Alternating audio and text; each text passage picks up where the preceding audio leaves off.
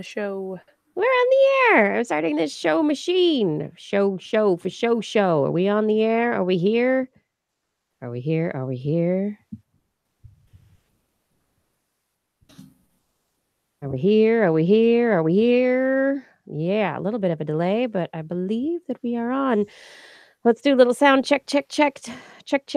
Justin. Mic check. Mic check. 1, 2, 3. Why do you have to get right in it like that just Because for the that's check? what And then the rest of the time you're like There's talking Joe, like this. beware You're like, of the "Oh, wheel that's sign." in science. It's Now I because must say Justin something. loves the microphone. Justin and microphone sitting in a tree. Podcasting all night and day. All right, everyone, we're going to start this program in 3, 2. This is TWIS. This Week in Science, episode number 712, recorded on Wednesday, March 13th, 2019. Daylight Science Time. All right, everybody. Tonight on This Week in Science, we are going to fill your head with a mammoth of a mouse, a stork story, and intermittent anatomy. But first, Disclaimer. People have opinions about everything. And while deep learning algorithms set to work on determining how those opinions turn out to represent reality throughout history are either still running or with no end in sight, or they have crashed due to some sort of human programming error, preliminary data suggests that in general, humans are no more accurate at forming opinions that represent reality at age 8 than they are at age 80. And even this was far below the threshold of coin flipping between actual answer and utter nonsense. 7-year-olds, interesting note, 7-year-old opinions were excluded from the study because of their uncanny ability to recognize nonsense. And by elimination, therefore, chose the correct answer every time. It was the weirdest thing. The following program is designed to assist in disregarding human opinions about how the world works. By listening carefully, you will accumulate the knowledge required to deflect erroneous opinions in favor of super awesome facts. If you listen carefully, you will accumulate knowledge required to deflect those. I just said that part. If you listen carelessly, which I was reading carelessly. If you listen carelessly, you might get some things wrong, but you will still be ahead of the average human. We offer this service free of charge because we too understand what it's like to be curious about reality in a sea of self-deluding human opinions. And in our sometimes less than humble opinion, there is no better way to stay above the opinionated fray than This Week in Science. Coming up next. I've got the kind of mind that can't get enough. I wanna learn everything. I wanna fill it all up with new discoveries that happen every day of the week. There's only one place to go to find the knowledge I seek. I wanna know what's happening. What's happening? What's happening this week in science? What's happening? What's happening? What's happening this week in science? Good science to you, Kiki and Blair. and a good science to you too, Justin, Blair, and everyone out there. Welcome to another episode of This Week in Science. We are back again to talk about Science. science. That's what we're going to talk about. My memory's a little cloudy this week because my sleep's all messed up because it's daylight savings this week. Doesn't it have something to do with farmers or something like? I don't know. There's a whole mythology around daylight savings time. Yeah. I do know that there are It's a political conspiracy. conspiracy to keep us down, man, to keep us tired and to sell more coffee. It actually has a very good, interestingly farm-tied effect of allowing more time for bus builds on a farm. Interesting fact. Interesting fact. A little bit more daylight at the end of the How day. interesting. It sounds like there's some data behind that. 1 point. So much. One One point. That's all I need. That's right. Okay, well, we've got multiple points here on this show, and we've got stories ahead. And the stories I've brought this week. What have I brought? I've brought budget cuts, mammoths and mice, and dust in space. Space. That's right. Justin, what do you have? I have got ancient art was for the birds. Stonehenge mystery revealed again. And something to do with, something awesome about avocados that nobody knew. That I they're love avocado. delicious? But people know that already. But there's more. There's more. All right, more. What's up in the Blair's Animal Corner? Oh, I have some blue-blooded earthborn aliens. What? I have the aforementioned intermittent anatomy. And I have the scientific best way to comb your hair. I don't comb my hair. I have wavy, curly hair. You can't comb this. If you wanted to, science has the answer. That's what All I'm right, science. That's why I love you. All right. We'll see if you still love science after you hear this story. Okay. That's a good All right. As we jump into the show, I would love to remind you that if you are not yet subscribed, you can do so easily by heading over to TWIS.org or looking for This Week in Science in any place you find podcasts. You can also find us at YouTube and Facebook. Also, if you're in Portland, Oregon, the week of April 3rd, don't miss our live show. We will be live at the Alberta Rose Theater. Tickets are available. Check our website for information. Now, I've asked you to buy something. Let's talk about budget cuts.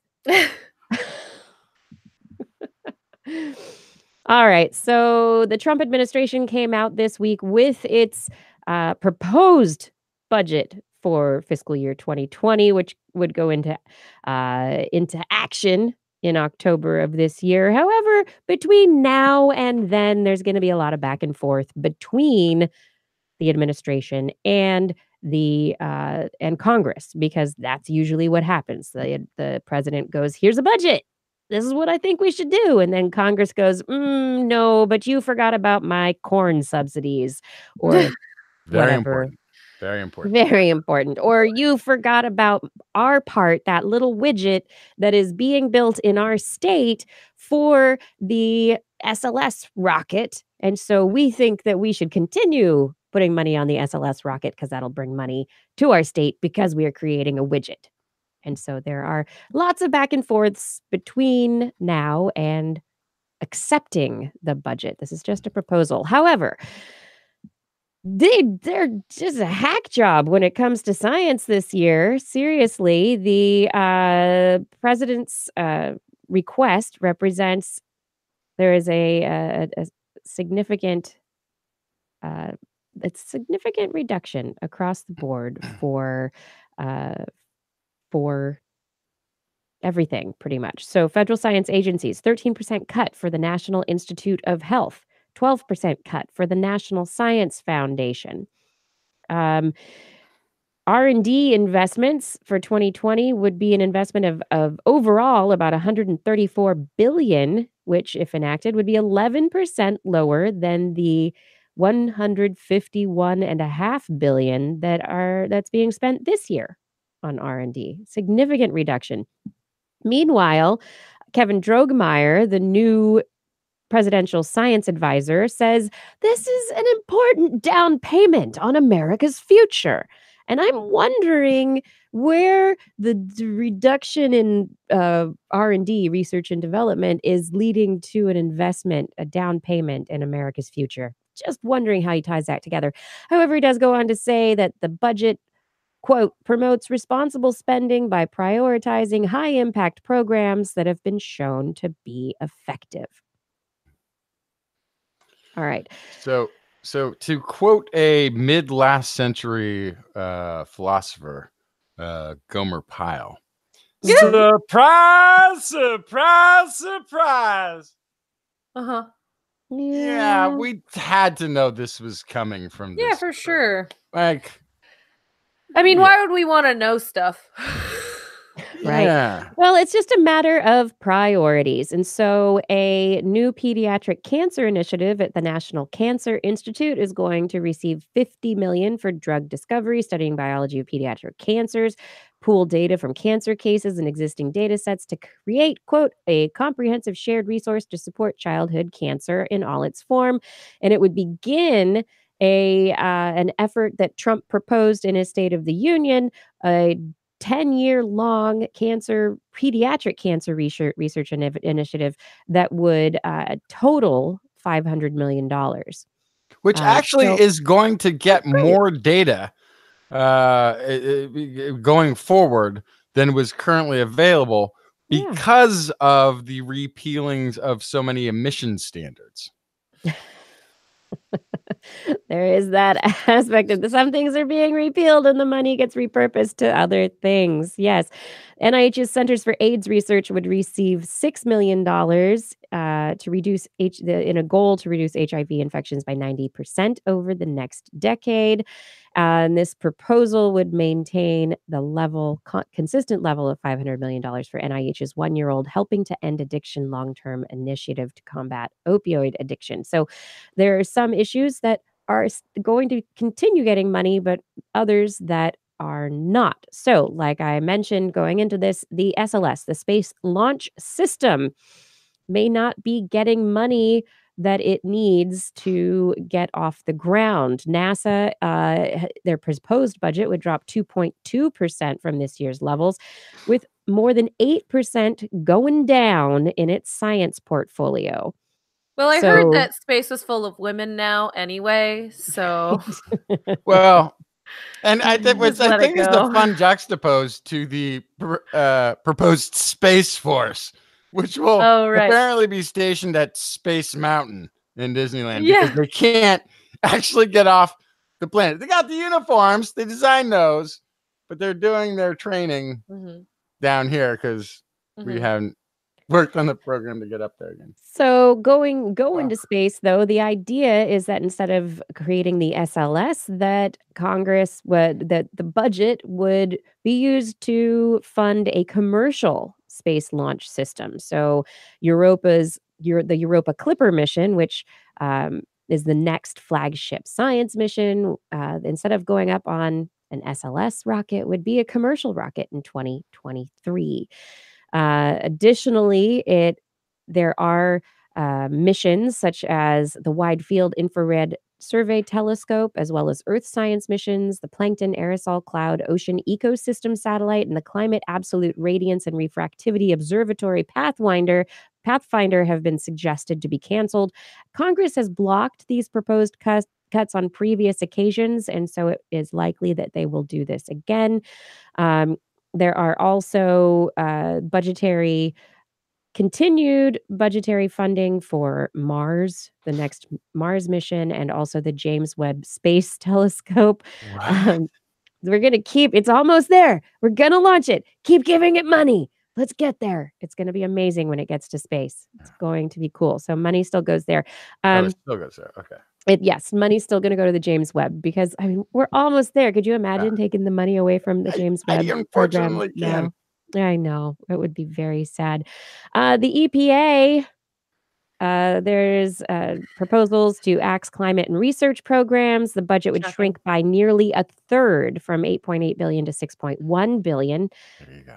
Yeah, science and technology programs would be nearly 40% below the current level. Additionally, at the Department of Energy, the Office of Science budget would shrink by 17% to about $5.5 billion. The Office of Energy Efficiency and Renewable Energy would shrink by 86%.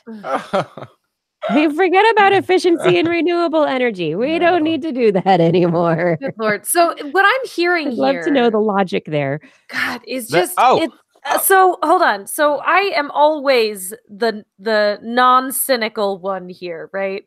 But this really just sounds like what areas of science are in no way controversial? Okay, healthcare, saving lives, great. Take care of those. Going to Mars. We want to do that. What has any sort of hot button even word or vocabulary, part of a word, item, association with a word that might be politically charged, kill it. That's what this sounds like, which all science is science. This is so frustrating that the same scientific processes that are getting you that cancer cure are also trying to figure out what the heck our planet is going to look like in 50 years so we can all survive through that.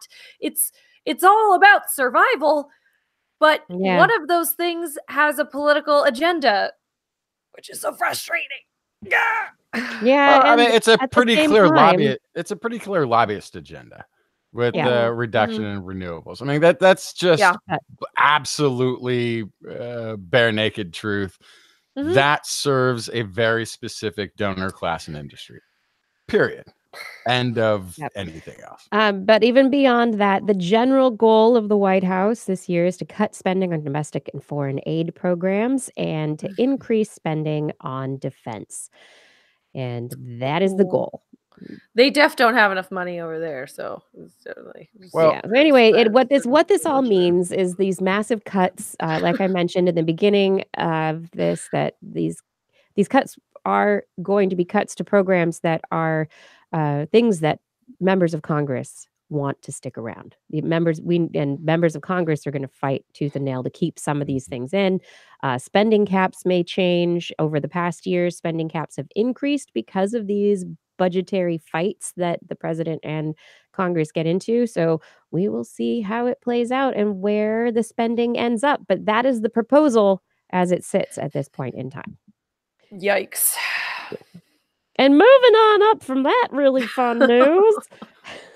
All right. Yeah, half the audience is now drinking heavily. All right, let's go on. Let's get to the good stuff. All right. So, Justin, we have had this conversation many times on the show about bringing back the woolly mammoth, right? Ah, let's do it. Right. You're all for it. Well, the closest re-energization of a mammoth has taken place. Not really. Frankenstein monster mammoth? Reintroduction of a apex species to an environment to restore the ecosystem? Nope, not that at all. Some researchers publishing in scientific reports this week with a paper called Signs of Biological Activities of 28,000-year-old mammoth nuclei in mouse oocytes visualized by live cell imaging. So what did they do? Researchers took the remains of 28,000-year-old woolly mammoth yucca. This yucca was found in Siberian permafrost, very well preserved, and they recovered what they call the less damaged nucleus-like structures from the remains and stuck the nuclei of the mammoth cells into mouse egg cells. Because why not? Let's just, take those nuclei. Let's do this nuclear transfer business that we do for cloning and IVF. Let's just do that. Let's take this mammoth nuclei. So don't tell me how this ends. I'm now picturing a tiny furry mouse with tusks. Yeah, of course. That's how not DNA works, right? It gives you the most relatable, recognizable trait and confers it to whatever you put the DNA in. Yeah, no. No. So just looking at these egg cells, these oocytes, and what they found is that these nuclear components, they did immunostaining, were able to visualize them, and the nuclei showed the spindle assembly, which is an important component for cell division, histone incorporation, and partial nuclear formation, and the full activation of nuclei for cleavage, though, for the division process was not confirmed. DNA damage levels varied among the nuclei, were comparable to those of frozen thawed mouse sperm, and were reduced in some of the reconstructed oocytes. And so they did not make a mammoth out of a mouse. That is not mouses. Well, yeah. A mousy mammoth. They did not do this. But what they have done is they have created a validating platform for moving forward looking at cellular structures, nuclei specifically, which contain all of the DNA and the machinery, right, for making new stuff, making new cells, for looking at these structures from extinct animals where the cells themselves might be too damaged to be able to reanimate. Whereas you can take the nucleus out, put it in a living cell, remove that nucleus, and see what happens. See if you get division, see if you get cellular metabolism continuing to function. It's very, as Blair was saying, Frankensteinish. It is very Frankensteinish, yes, but it's I think it's rather thrilling, and it is a first step in being able to move to the point of, can we bring back an extinct species? Are we going to go to the, be able to get to the Jurassic Park reality? Is that something that we, even though Jeff Goldblum is, basically said that, even though you can do something, should you do something? Good question, Jeff Goldblum. Right. It's a very famous line. I believe from the first Jurassic Park movie. As well as nature finds a way. Nature This is I mean, I like, so I have a bit of a dividing line. Mine is temporally different than Blair's. We do agree that you shouldn't reintroduce species that have no place being here. I would say we agree on that. We disagree about the woolly mammoth because I think temporally in my trajectory of looking backwardsness, the time frame in which they went extinct, the habitat that they could the niche that they could fill still exists, I believe, and I think it could actually transform Arctic regions into a better habitat by having them present. If you're talking about a velociraptor, I'm not going to sign up. I like the idea of seeing them in a zoo and stuff, but even then, having the Jurassic Park movies kind of ruined that for me, actually. Well, and I think the issue with that is, are you really just bringing something back to life to ogle at it, right? Yeah. So the idea is modern day zoos, a long time ago, zoos started as I want to catch this thing in the wild and I want to ogle at it. But now modern day zoos are all about two things: education and preservation of species. So unless you're bringing this woolly mammoth back to reintroduce to the wild, I think that it's a tough sell, other than to just say, because we can. Which my stress there is, why wouldn't you use that to bring back an animal that has a functional space that is in the same climactic era as when it disappeared, such as the Tasmanian tiger, and bring those back instead of something that's been gone for 24,000 years. So, but I also think it would be a good flagship for those sort of projects, though, because a lot of people have love for a thing that they've never seen in the woolly mammoth. And a lot of people don't really miss the dodo bird because they don't. I really do. I do. Because I'm talking about general public wise, to get support behind an idea. I think there is a sort of, maybe it's the Muppets, maybe it's Snuffleupagus. Maybe that's why we all have a sentiment towards the mammoth. But I think it's worth picking a first flagship species to endeavor to do this with, and I think this is a fantastic candidate. And for a lot of reasons. I don't want to get too depressing this early in the show with the subject matter, but I'm guessing there are some really charismatic species that are going to go extinct before this is perfected that you could use this on. Right, but that are currently around. Yes, but that's my point is maybe if you can bring back a Sumatran tiger, that is a very charismatic species that would get people on board, that would be interesting to do, that has a space. And maybe that's number 2. Right? And maybe idea. we could stop the species that are currently going extinct. There you go. Maybe we could stop, just focus on what's still here. Yeah, but don't Absolutely. stop there. Is I mean, all I'm saying. there's this, Don't stop there. the news came out. We're probably not going to talk about it later, but the news came out this last week that the forests in California that have burned over the last few years may not come back in the same way that they did before. That the trees are going to find it difficult because the habitats have changed because of climate change. Additionally, we're finding fish species moving up the coast, moving northward. SoCal fish are showing up in Northern California. Yeah. Because of climate change. And so we have this changing environment that is, it's moving on. Things are changing. And so to look at these extinct species and think about bringing them back, I think that's it. I kind of think it's wrong-headed. I mean, if we can glean some information genetically about how they survived, when they survived, why they might have gone extinct, what they were related to, where did they come from? Maybe it can help us to conserve what is still left on this planet. Absolutely. Yeah, it's fun to talk about. It's a fun case study species for this research, and I love that as kind of a frame.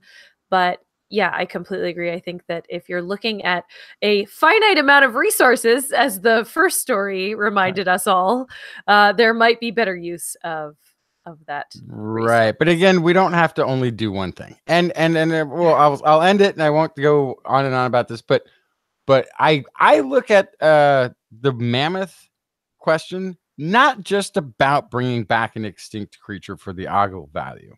I think of it as the reintroduction of the wolf to territories was missing for years, and how that massively transformed the ecosystem.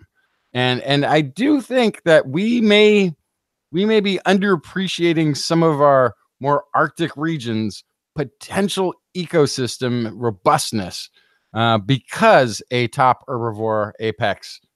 apex herbivore is missing from the scene. So and maybe, the warmer it gets, maybe that tundra will be just the right balmy environment for a woolly mammoth. Well, yeah. But you have a great point. Like, one of the things I keep thinking of, like with the fish moving north, is the ocean is a great great repository. It's like a life seed bank of sorts, in that the fish can just kind of move with relative ease to transform their location to another, and continue life going despite climate fluctuation.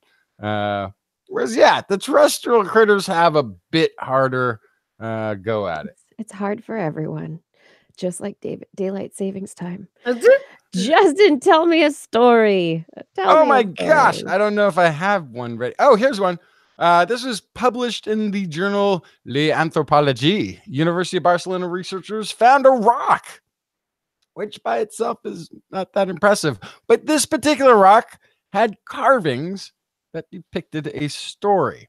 It's a 12,500-year-old, 30-centimeter long bit of limestone with engravings on it that shows 2 human figures and 2 birds, which the researchers have identified as cranes.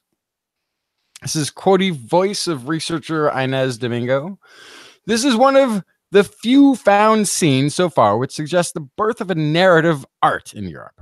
And this theme is unique since it combines an image of hunting and a motherhood one, a birth with its young one.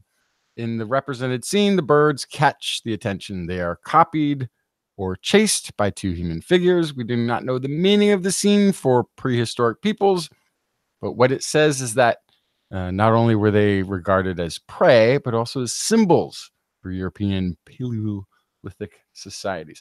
I immediately thought, like, that the fact that there's a birth portion to this story here. Is this where the story of the stork came from? Right? Cranes and storks. I mean, you could kind of, right, like, over time, a little bit of verbal history to the story. You start to lose some of the details. It shifts not far. But it's a pretty interesting. Do you have a screenshot of that you can pull up there, Kiki? I just did. Oh, okay. I was reading the thing. So yeah, it's a pretty interesting representation. And what's also sort of fascinating, this is a site where they've found other rock arts at different times. They've also found across Europe different engravings of birds, but this is the first one, I guess, that they're saying that really had a narrative. It wasn't just a one piece. It's a couple images that sort of follow a storyline, or at least. But Justin, how do you make sure they're in the right order? You just hand somebody a pile of rocks and go figure it out. Exactly. Yeah. Well, this I guess is on one rock. Oh, it's on one rock. It's like a comic strip. Yeah. Yeah. Okay. It had panels. Okay. And bubble dialogue, which they're still working. No, there's no bubble dialogue. It's the first comic strip. That's right. You don't come with a handful of rocks. You just you throw them at somebody one by one. Oh, one by one, of course. There you go. It's sort of like this refrigerator magnet when you can move them around and make different poems out of the thing on your refrigerator. In the olden days, they'd write a word that they wanted to say on a rock, and then they hucked it at somebody. That's how that was the old email. You threw a rock with a symbol on it. There you go. So how old is this? 12,000 years old? 12,500. All right. And so they're thinking this is just the beginning. So really, actually, could be the beginning of comic book art.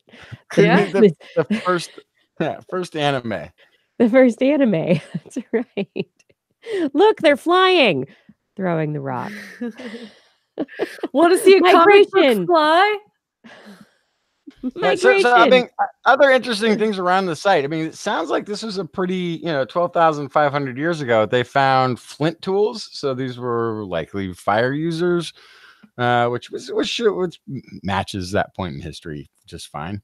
But they also had structures that were they had rooms that were dedicated to having a fireplace in, which may have been an oven, may have just been for warmth and comfort. But yeah. And art that told stories to go along with it. I mean, we think of the written word as having come much later, and everything having to be these oral histories being passed down. But this is actually, I think, more of a glimpse on early data storage, early, either traditional or religious or historical or just storytelling being preserved in a way that it could be passed down for many, many generations and not be fully defined by an oral history. So I think that's sort of the more important aspect of seeing a story carved in stone. Yeah, that it, I mean, there is also the aspect of oral histories change. It's like that game of telephone. Over time, the message mutates, but if you write it down, it stays there, and the original is the same thing that you told as you told it. And for it to start with this artistic perspective could have been a good place for it to start. Yeah.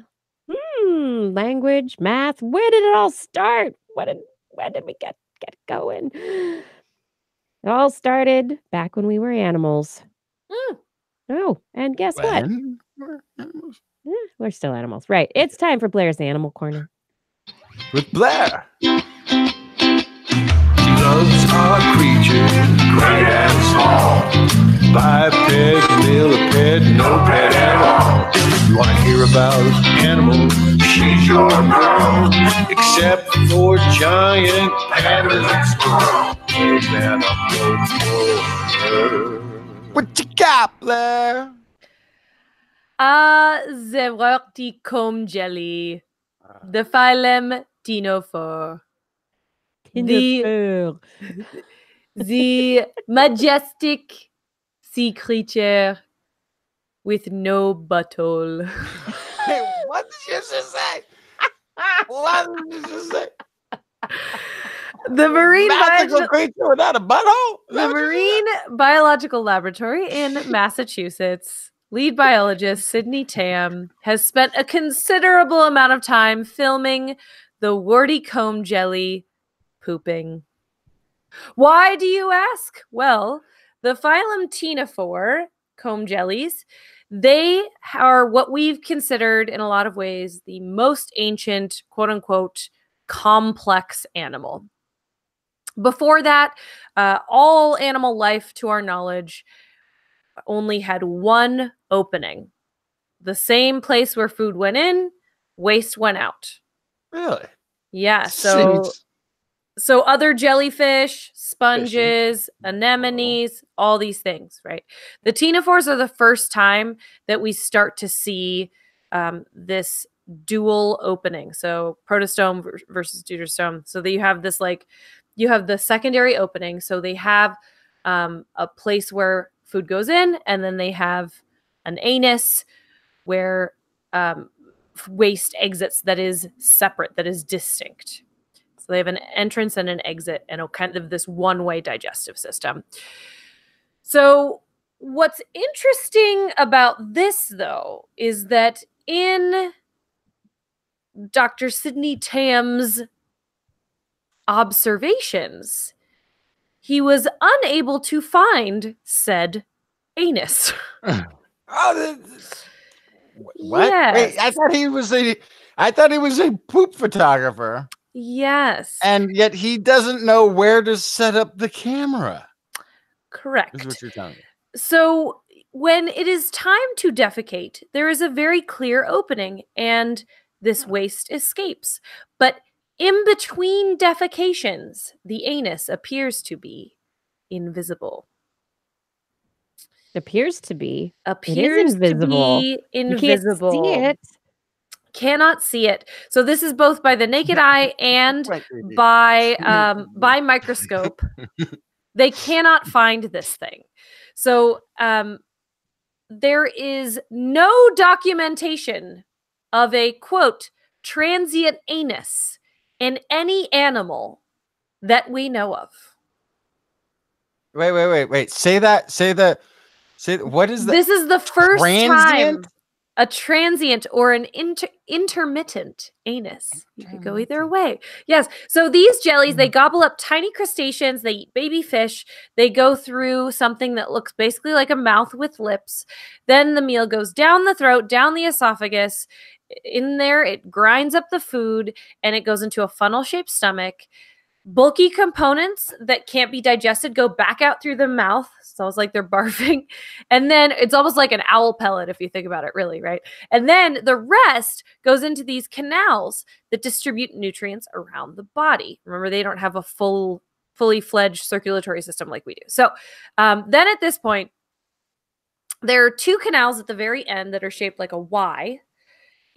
It was always assumed that there was some sort of opening in each of them, but no matter how hard they looked, they could not find an opening at either end in between defecations. It looks like each individual animal only uses one of the two ends of the Y. So one of them is a dead end. Why? We don't know. The other didn't form an anus. So one of them was just totally unused, at least in the 10 days they were observed, which is a pretty long time for these animals, considering they defecate every couple of minutes most days. So they looked at a bunch of different jellies. They looked at a bunch of life stages of these jellies. They wanted to see how they responded to different amounts of food in their water, different temperatures, all sorts of things. They could not figure this out. But what they did see was that when one of the two ends of the Y swelled up with waste, it would push up against the outer edge of the comb jelly until a bump forms on its skin from the inside. And then the jelly essentially, quote, grows a butt. The canal fuses with the jelly's outer skin to form an anal pore, which is the sciencey word for a butt in this case, which immediately seals back again once the waste has burst through. So it's like a cyst. Yes. It's like it fuses, and it's kind of like or it's kind of like not phagocytosis, but when cells when there's stuff inside a cell and it merges with the membrane and then gets blurped out. Yeah, the little vacuoles, right? Yes. Yes, absolutely. So it does kind of mimic that. And that's a really interesting on a point. I larger hadn't really scale. thought about that. All the time we see things at the cellular level that are in some ways mimicked system-wide by a larger organism. And so I totally agree. This does kind of sound like the way vacuoles work. So what this actually matters to the larger study of organisms, besides just the fact that we love saying transient anus over and over again. It's my prog rock band. Yes, transient anus, transient anus. So Transient anus. what this actually has a chance to teach us is why a secondary opening arose in the evolutionary tree of animals. Why did we get from the point of having one opening for entrance and exit to a second opening that is actually, it means things can only go in one direction. If you think about it, there's a lot of benefits to having one opening, one being that you can absorb nutrients on the way food going in and going out, right? That doesn't mean I would like to experience that, but it does mean that there are benefits to that system. So this is an interesting, almost intermediary way of existing, where they have this one-way digestive system, but it's not a permanent anus. So it has this non-permanency that makes it particularly interesting. So why would you develop this?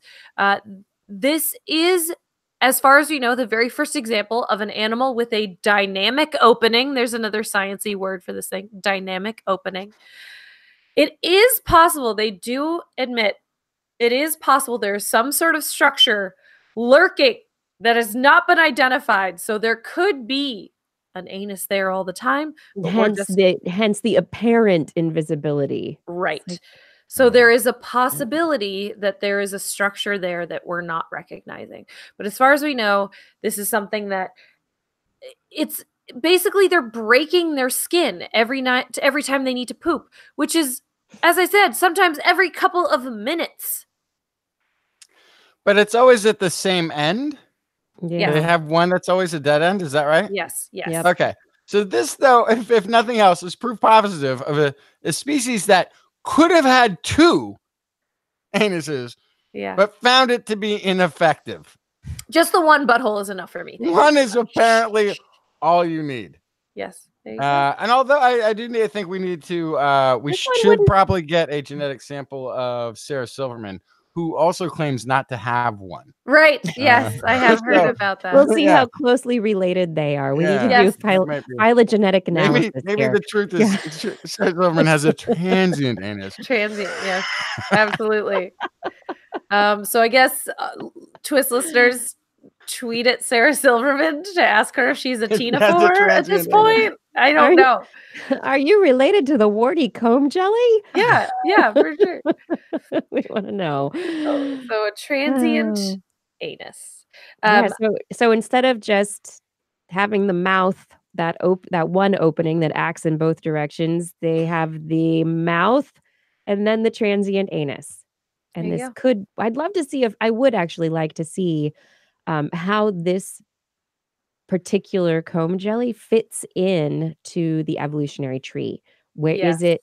Is it actually like an early branch of the ctenophores, or is it later adapting? I'd love to know where it sits. Sort of one clue might be the fact that it sort of maintains, transient as it might be, a specific location. Mm-hmm. Like it got beyond having a transient anus that could actually show up anywhere. And there's actually, if you just keep it in one location, there's some sort of benefit to this, which then may have in other species led to a more permanent structure. Yeah. So it's definitely, I think ctenophores are also something that they're just little bags of mystery for a lot of different reasons. little sacks of mystery. I don't know, but They're very unusual. They have all of these kind of basal properties, and then they have other things about them that are really unusual and unprecedented in other ways. So I encourage everybody who's listening right now to look up on comb jellies, because they are so interesting and diverse and unusual. And they have always been this kind of dotted line in the family tree. So this actually might help us figure that out. And speaking of dotted lines in the family tree, this is the perfect segue into my next story, which is all about the blue-blooded creatures of the deep. Who am I talking about? It's horseshoe crabs. Horseshoe crabs. Horseshoe crabs, the little face huggers that they are so amazing. If you've never seen what a horseshoe crab looks like when you flip it upside down, I'm sure everyone's imagining the top part of a horseshoe crab. It kind of just looks like a tank with a long pointy tail. If you flip it over, it looks kind of like a face hugger. It looks insane. Yes. So these animals are so bizarre for so many reasons. We call them crabs, but they have book lungs. And to be fair, they are not related to horses or horseshoes. They are not related to horses. Very good point. Okay. So they are not related to horses. A lot of scientists put them in a family with crabs because they are, after all, horseshoe crabs. But they have book lungs like a spider. So that's weird. And they have blue blood, which is why they're so often bloodletted for scientific research. There's a lot of interesting properties of that blue blood. Right. And these guys are arachnids, though. So that's what this study is about. So University of Wisconsin-Madison, evolutionary biologists from University of Wisconsin-Madison was looking mainly at huge troves of genetic data and looking at all these different permutations of ways to examine it, because they wanted to figure out, for once and for all, where do horseshoe crabs belong? So there are kind of two camps in this horseshoe crab debate. The first is that they are more closely related to crustaceans. The other is that they are related to arachnids, spiders and scorpions. I thought it was going to be horses. Okay, sorry. Unfortunately, no. So in 1881, actually, was the first time that somebody said, hey, I think these might be related to spiders. And they were laughed out of universities, as scientists that are correct often are. But finally, looking at this genetic data, trying to massage it to put it in the crustacean family, and then trying to massage it to put it in the arachnid family. This is how a lot of genetic relationships are tested. Which one of these kind of forced relationships is easiest to make? Which one makes the most sense, right? They did indeed plant them in the arachnid family tree. Wow. So most people at this point were on board with this theory, but there were still kind of some people who weren't convinced. There also was this idea that they might be related to arachnids, and they might be most closely related to arachnids, but that they are not actually arachnids, that they are a distant cousin. But they are, in fact, as far as we can tell, part of the arachnid family tree. So this is classifying arthropods is really hard, because you have butterflies and lobsters and spiders and Whoa. They're all in there. What? Wait, stop. What? Butterflies? Arthropods are butterflies. Insects. Yeah, insects, Insects. beetles, okay. All right. Arachnids, and crustaceans. They're all together in arthropoda. They're all these animals with exoskeletons, right? Yep. Okay. And so insects, crustaceans, arachnids, they are all together in this group. And they are so different. There is this huge radiation, because they were these animals that were tough and mobile very, very long ago in the family tree. These guys popped out. And so they just radiated all over the planet, into every single niche you could possibly imagine. In the sea, on land, in the air, everything. During the day, at night. And so because of this very long-standing 450 million year old radiation, just looking at horseshoe crabs, it goes even way before that with other arthropods. It's really hard to parse all this out because 450 million years of genetic change, how do you exactly trace that back to the source? But in this case, they were able to figure this out basically just by trying to make the data do something it didn't want to do. So previous analysis of the genome showed them to be related to arachnids, as we were saying. But scientists assumed this was actually an error, something with the data that caused it to show these links that were incorrect. And so all of these kind of phylogenetic traits, these items about their appearance and their structure, this made them want to put them in with some of these other hard-shelled aquatic invertebrates like crabs. But then they have these issue of the book gills and the book lungs that spiders and scorpions have. And so now looking at this data, it is pretty clear, looking at 3 out of the 4 living horseshoe crab species and sequencing them against 50 other arthropod species, including water fleas, centipedes, and harvestman spiders, they found that they could, for example, force their data to put them in crustaceans, but it took a lot of massaging. They found hundreds of genes supporting incorrect trees when they did that. So if you force the crabs to fit in the crustaceans, you saw other relationships showing up in that tree that were also incorrect. So that's your guess that, okay, if A equals B and B equals C, then A equals C. Well, we know that this isn't right. So this forced relationship cannot be accurate. So that means that, in fact, we were right. They are arachnids. And so their suggestion here is to encourage others to subject their evolutionary data to this kind of rigorous methodology because, quote, evolution is complicated. I love that. Hey, evolution is complicated. And in this case, part of good science is testing the thing that you know is wrong to make sure that your methods are accurate, right? But also to test things that you think might be wrong, because sometimes it's right. Right. Yep. Exactly. And I think, for so long we had put things in categories based on morphology, external features, right? So hard shell versus not hard shell. Let's put all of them in the same group. Great place to start.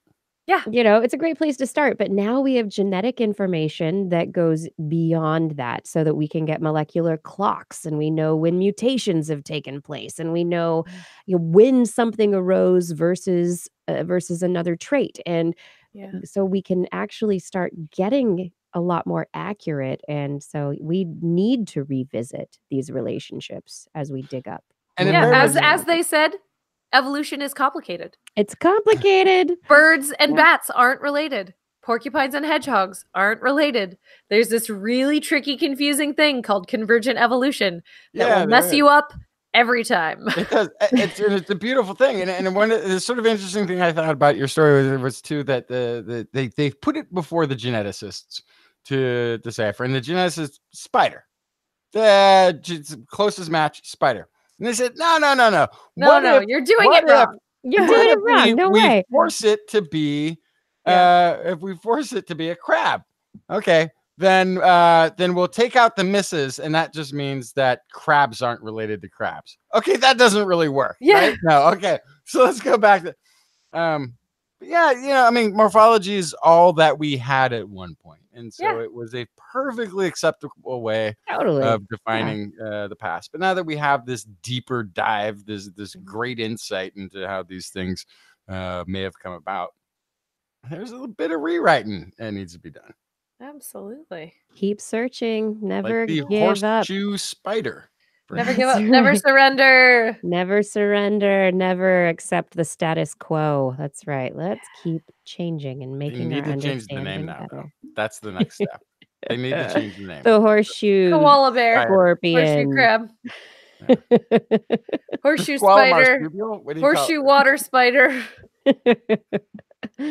That's too complicated. We'll see where it goes later. But now it's time for us to take a quick break. We are going to say a few words, and when we come back, we will have more science. We'll have What Has Science Done For Me Lately? And we will have the second half of our show. Stay tuned for more This Week in Science.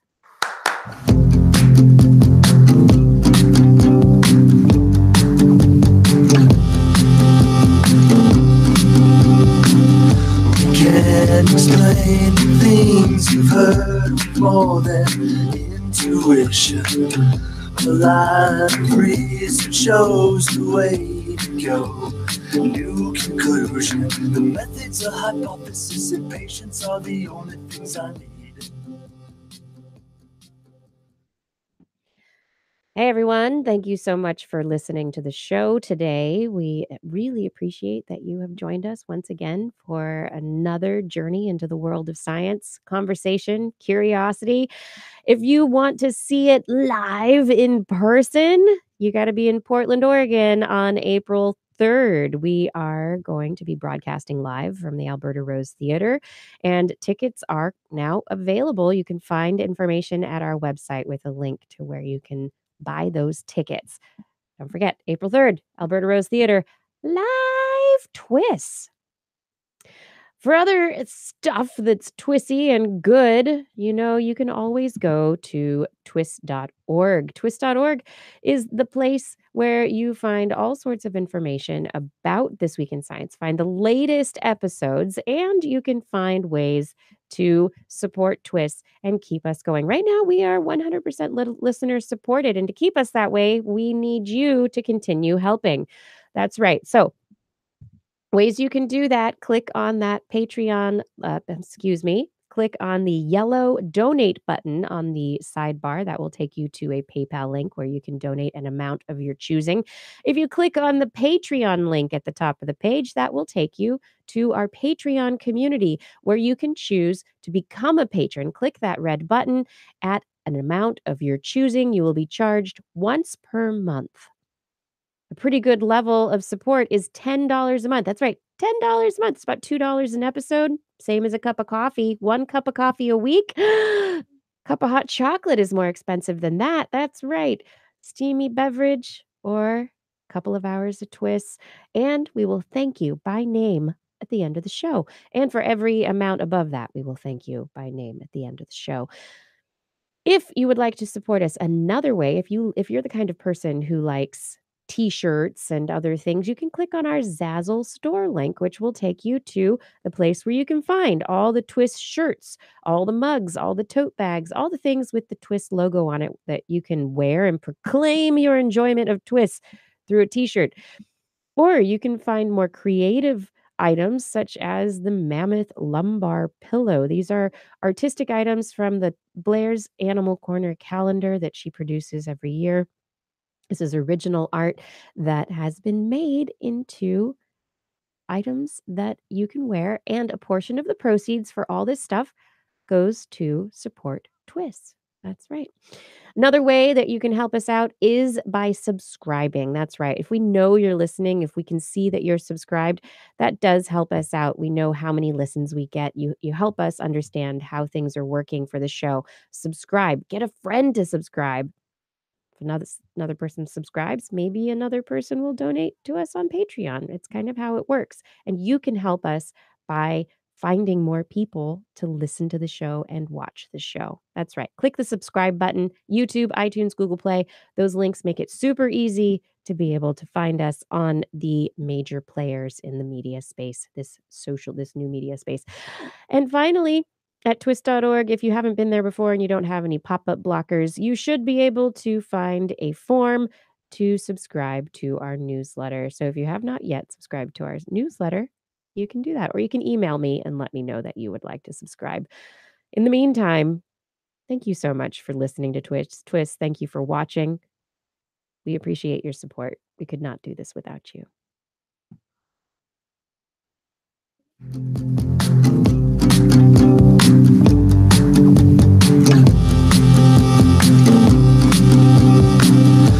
Can't explain things you've heard with more than intuition.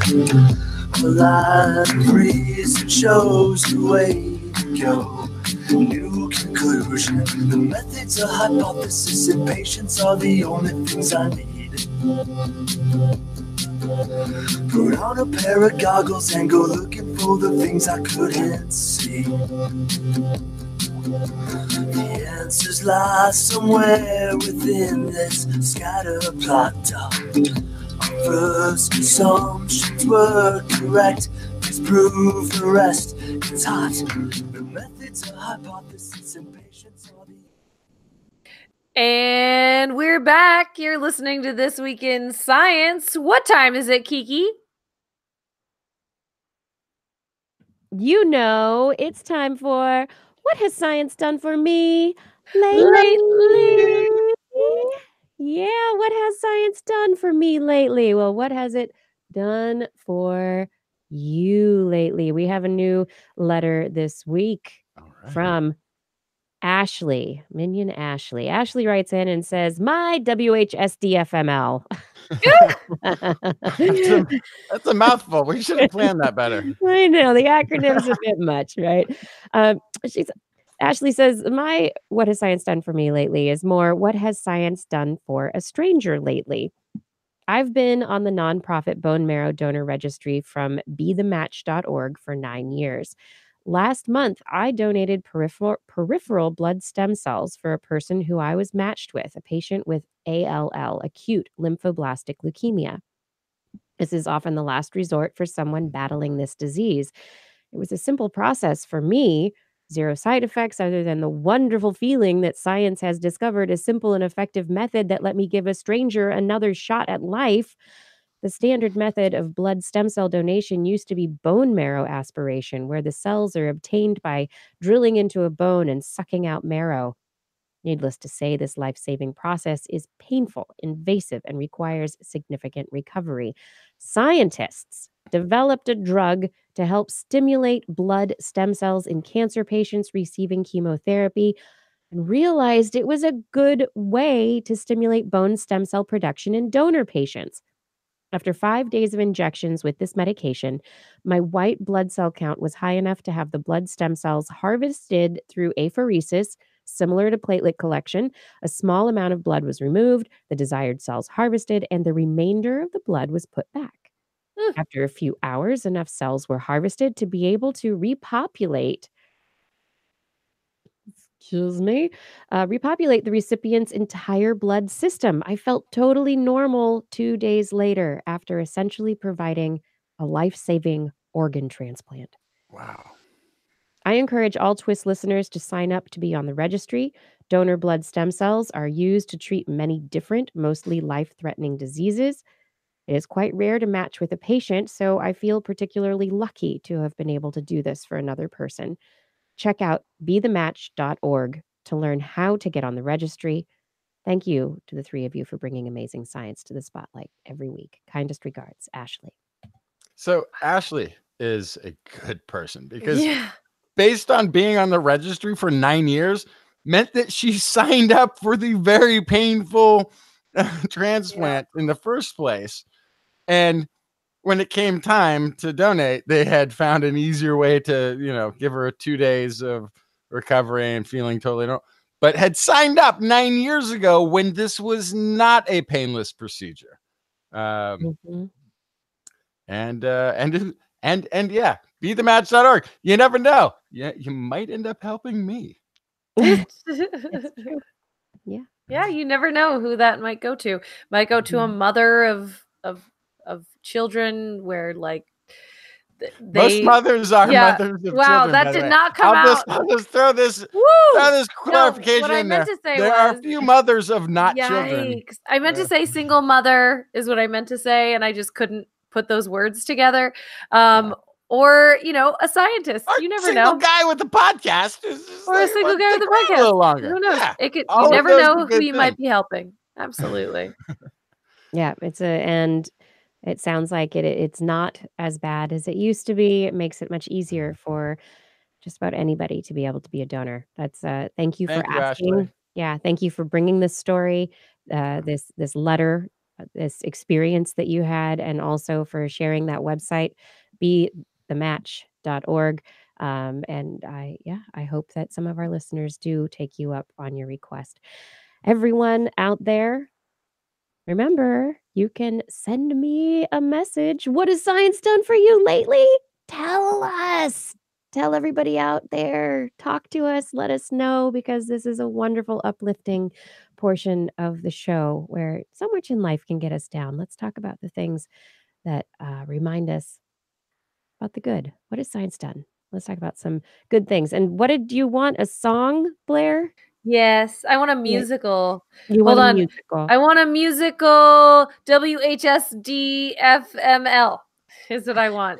So it doesn't need to be a fully fledged musical, you know, with 5-part harmony and 3 acts, but I would like it to be an MP3 That would be submittal. fun. That would be be fun my to play. request. Yes. Okay, let's see if it happens. But if you're not musically inclined, don't let that stop you. You No. can just send us a couple of sentences, send us a note, send me an email, Kirsten, Kirsten, at thisweekinscience.com, or a message on Facebook. Our page is This Week in Science. All right, Justin, tell me a story. In ancient times, hundreds of years before the dawn of history, lived a strange race of people, the Druids. No one knows who they were or what they were doing, but their legacy remains, hewn into the living rock of Stonehenge.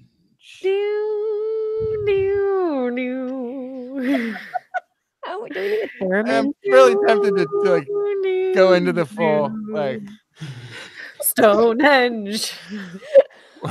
where the demons dwell, where the banshees live, and they do live well. Okay. Actually, archaeologists have long been unearthing evidence of Stonehenge's creation. Many uses, mysteries have been unveiled almost weekly in clickbait over the last decade. In the most recent discovery, though, they found that it represented the first Burning Man, the first Woodstock, the first prehistoric Palooza type event, with people and animals traveling hundreds of miles for a prehistoric feasting ritual. Now, feasting rituals, by the way, is what we call things people used to do. Current humans call what they do now holiday traditions. But when we're talking about ancient people, it's a feasting ritual, not just a holiday tradition, which is really what this kind of looks like. This is Richard Madwick of Cardiff University examined the bones of 131 pigs. This was the prime feasting. It was sort of like the Thanksgiving turkey of Stonehenge, and it's in the late Neolithic day, which is approximately, let's see, they're saying 2800 to 2400 BC, so about 5,000-ish years ago. So what's sort of interesting, they used pigs because at Stonehenge there's not human remains around for them to decipher who the people were who were utilizing Stonehenge in these periods. But they didn't just look at the pigs there, they looked at pigs of that time frame across Britannia. And because they can use sort of scientific methods to determine where the animals were actually raised, the results found that the pig bones at Stonehenge were raised as far away as Scotland, northeast England, West Wales, numerous other British Isles locations. So this is like, these are hundreds of miles away, and these pigs were slaughtered at Stonehenge. Family reunion. Yeah. Well, it's a sort of really like these are Celtic-y times, and there were, as little as we kind of sort of know, I suppose, we don't usually speak about the Celtic civilization much historically.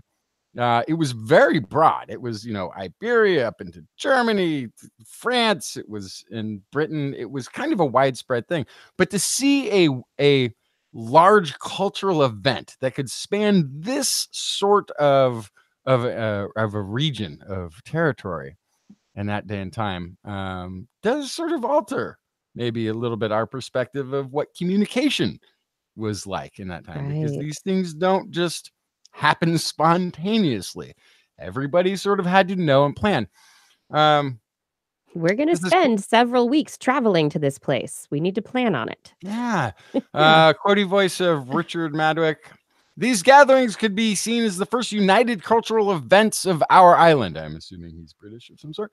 With people from all corners of Britain descending on the areas around Stonehenge to feast on food that had been specially reared and transported from their homes, which is also a thing. I guess that pigs, I don't know. I don't think of pigs as like if they were moving like cattle.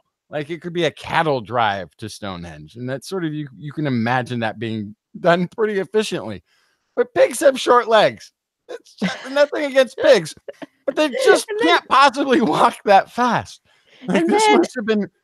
And then also, I mean, the idea you talk about fatting up the pigs, right? You want them to be nice and fatted up before the slaughter, but if you're going to make them walk a long distance, they're going to get lean.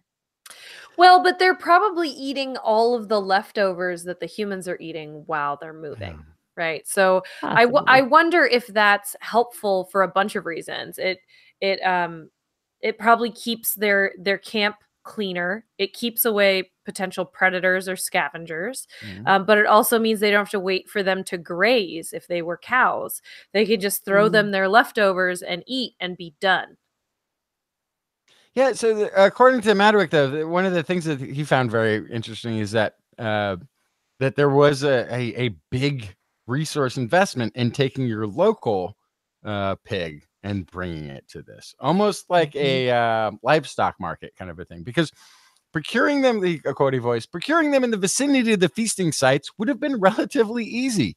Pigs are not nearly as well suited to movement over distance as cattle, and transporting them either slaughtered or on the hoof over hundreds or even tens of kilometers, which if you're not familiar with tens of kilometers, that would be tens of thousands of meters, would have required a monumental effort. Suggests that the prescribed contributions were required and that the rules dictated that offered pigs must be raised by the feasting participants accompanying them on their journey rather than being acquired locally. So this also does sort of like you have to bring something homemade to the Thanksgiving dinner, right? You can't just store buy it, right? Yeah. You have to home make something that you are bringing. Really interesting. They used multiple isotope analysis to discover that these pigs had been raised a bit abroad. Yeah, I love the insight from this. I love it. Yeah, this was a festival, a festivus. It was the celebration, the harvest feast, maybe. But then why Stonehenge? Because it was Stonehenge and it rocked. Yeah. Totally so it was already there. Rocked. It was already there. They had already made it for whatever other nefarious reasons not nefarious. There was nothing nefarious. So no, Stonehenge was not nefarious. Right. Yeah, it was. They were trying to summon, I don't know, She-Ra. I don't know. No. First of all, it was a bit of an observatory, but there was also a lesser known Stonehenge because it was made out of wood that countered. And one was like sort of the winter festival and one was the summer festival or the summer wing and like was utilized in. And so I guess my question is this feasting site, they built Stonehenge to be a feasting site is what you're saying, or it already existed? So it was very likely repurposed. That's pretty cool. Yeah, because Stonehenge was built over a very long time. So the initial reason for building Stonehenge and the ultimate usage of the thing were probably very unrelated. because it was yes such and a no. Like, long-standing landmark. probably like worship versus more of a social, like seasonal gathering. Yeah. Yeah. Possibly. Possibly. But again, we always do sort of fixate on ritual and worship and religion as being the reasons for the fact that there is such tie-ins to astronomical observation as well. Doesn't necessitate a religious aspect to it. Absolutely. It could just be like, let's do something cool because it's awesome. And we don't really know. We infer a lot of things, but yeah, multi-purposed over a few times. There's a lot of evidence that the wooden version was used in marriage ceremonies. So it was sort of like cool. It may have been the first like event center where whether it was the big feast or the wedding or the funeral, like if you wanted to have the special venue, this is where you went. Well, and now we have these rituals at Stonehenge where we have these tourism rituals where we show up and we point these small electronic boxes at the stone formations and flashlight at them. So someday people will be asking questions about our rituals. The ritualistic use of flashing lights must have symbolized early human. Yeah. Well, speaking of humans looking into space, do you know how dusty space is? Oh, yeah. So dusty. It's really dusty out there. And we didn't realize exactly how much dust was out there until we really started looking. And it turns out that there's a lot of dust in rings circling the sun. And so back in the 1970s, there was a discovery of a dust ring around Venus, but no one's really looked at it much since then. And so coming into modern day, there is a new paper that just came out this last week looking at the dust ring around Venus and trying to figure out where it came from. Where did the dust come from? And they're trying to model exactly how the dust ring formed. And so Earth has a dust ring. We've got dust in our orbit too. And researchers think that our dust ring comes from the asteroid belt. That there are these asteroids, knocking into each other, and there's dust particles. And then Earth comes by and it's like, ooh, a little gravitational tug, and we pull some dust with us. And so we've collected some dust over the years. There's no space housekeeper, I guess. Anyway. It's like your long-haired cat going under the couch for the first time in many, many days, coming out covered in dust. Yeah. So, researchers were trying to figure out, okay, well, Venus has a dust ring. Let's figure out what's going on.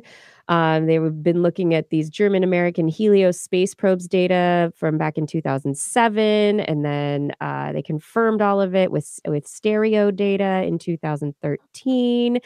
And then scientists determined recently, in this most recent study, they looked at dust spiraling from the sun toward the asteroid belt, and that's not how Venus got its dust. They're like, woo, where did that come from? And so researchers have just written in Astrophysical Journal letters that maybe there's a never before detected group of asteroids that are trailing Venus, just like those dust bunnies on the cat. That instead of just dust, that perhaps there are some actual asteroids in Venus's orbit. Some little hangers on. And so they've modeled this entire system and tried to come up with the explanation of how it might work. In this, they've also looked, there's a dust ring, very newly detected, just reported in 2018, around Mercury. And so they're looking at the difference between Mercury's dust ring and Venus's dust ring and Earth's dust ring and going, what is going on? And they're like, okay, rocky objects. We've got asteroids, Oort cloud comets, Halley comet type things, Jupiter family comets, collisions in the asteroid belt. And when they threw all these things into their model, nothing worked. And so then they started making things up. Of course. That's the next step. Well, yeah, That's the next some thing. sticks. It's not making stuff up. It's hypothesizing. It's hypothesizing, creative hypothesizing. It's informed hypothesizing. So they understand how this stuff works. These are astronomers and they're able to figure a lot of things out. And so they've reasoned that there's a group of asteroids that may have gone undetected because it's hard to point our telescopes in that direction because the sun's there. And so when we're looking for things following Venus, they may be obscured by the light of the sun most of the time. And just in the same way that we have put spacecraft in Lagrange points in our own orbit, there are these resonant points, these orbital resonance points in Venus's orbit as well. And so they think that asteroids could have clumped up there in one of these Venus Lagrange points for a while and gotten to be there. And of all the possibilities, one of their ideas produced a realistic simulation, and it's a pack of asteroids occupying Venus's orbit, matching its trips around the sun, one for one. And now they actually have to test the hypothesis and find it. And so we have to look now for these elusive asteroids. How are we going to find them? Where are they? How big are they? Are they really there? Is this hypothesis even correct? And oh, wait, if there are these asteroids in Venus's orbit, does that mean that Venus hasn't cleared its orbit and is Venus not really a planet? No. Never happened. Never happened. Or do they have transient asteroids? Transient asteroids. Intermittent asteroids? Bringing it back. Or transient Uranus? Is that a... Yeah, transient Uranus. So... yeah, that's pretty fascinating. I like the idea that everything has rings, though. That this is just an affect of being a spinny thing of large mass. Yeah, the sun has all sorts of rings. There are planets in those rings and lots of dust. Everything has rings. You could even look at the planets as rings around the sun. Yeah. Yep. Exactly. And thinking about where the different dust sources comes from will allow us to who knows, the dust around Mercury is going to be completely different and maybe very much older than because it hasn't gotten burned up by the heat of the sun for whatever reason. What's it doing there? How is it there? Is it really old dust? Or is there a new source for that dust around Mercury that we're not aware of? And so this could give us idea thinking about this kind of ring system aspect, solar system formation. Where does everything come from? I think I just figured something out. I think science is the process of answering one question and coming up with hundreds more. Oh, yep. yeah, of course. Yep. So, actually, it made me wonder why Lagrange points aren't all part of a dust ring, because these points are where, if there's a Lagrange point between the Earth and the sun, it's the point where the pull of the sun or the gravity of the Earth, which means it'll be much closer to the Earth, are equal, which means the thing just can sit there. You can just put an object there and it's not going to wander off anywhere. It's stuck between the gravitational pulls. That seems like that would be a perfect place for dust to collect. And I've not heard of that before. So I don't know. Yeah, who knows? Tell me another story. What else are we going to talk about here? Is it time for me to? So this is an extract from the seeds of avocados. Ooh, I thought those were toxic. Has been found to exhibit anti-inflammatory properties in a laboratory. Neat. Yeah, a If potential it's toxic, it might be good for you. What? Yeah. potential. Wait, I've never heard that they were Hold toxic. on. Let Apple me. seeds I'm looking it up. are poison. You continue. I'll Okay. chime in later. Yeah, Google it. Google it up. So it represents potential source for anti-inflammatory compounds that could be developed as a potential pharmaceutical, even. The researchers developed the extract over the last decade. That's how long it takes to get anything out of an avocado pit. Yeah. They initially, I guess, were looking for a food colorant. They get this very interesting, vibrant orange color out of the avocado pit. But in their laboratory, when put through some differing tests, they noted that it had this anti-inflammatory mediators in there.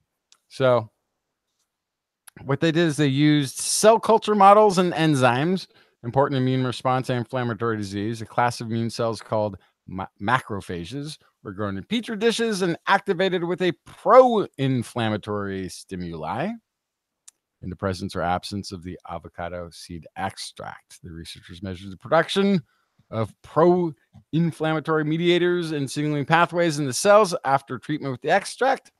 Quotey voice here of Lambert, who was co-director of the state's Center for Plant and Mushroom Food for Health. Next step, before we can draw further conclusions about the anti-inflammatory activity of this avocado seed extract, is to design animal model studies. So the first look looks really good, but they still need to do more. For example, we can look at a mouse model of ulcerative colitis, where we formulate the avocado seed extract into the mice diet and look at whether it is able to induce or reduce inflammation. So your animal trials will have issues because this is what I found out. Avocado pits, they have persin, a fungicidal toxin similar to fatty acids. It's in the pit, and this is something that is poisonous in massive quantities to humans, but is so toxic to birds, particularly parrots. I knew not to feed it to parrots ever. Dogs, horses, cattle, at least just those animals, is that it can be so toxic that even just feeding them the fleshy part of the avocado, it's possible that some of the toxin has gotten into it from the pit and can get them really sick.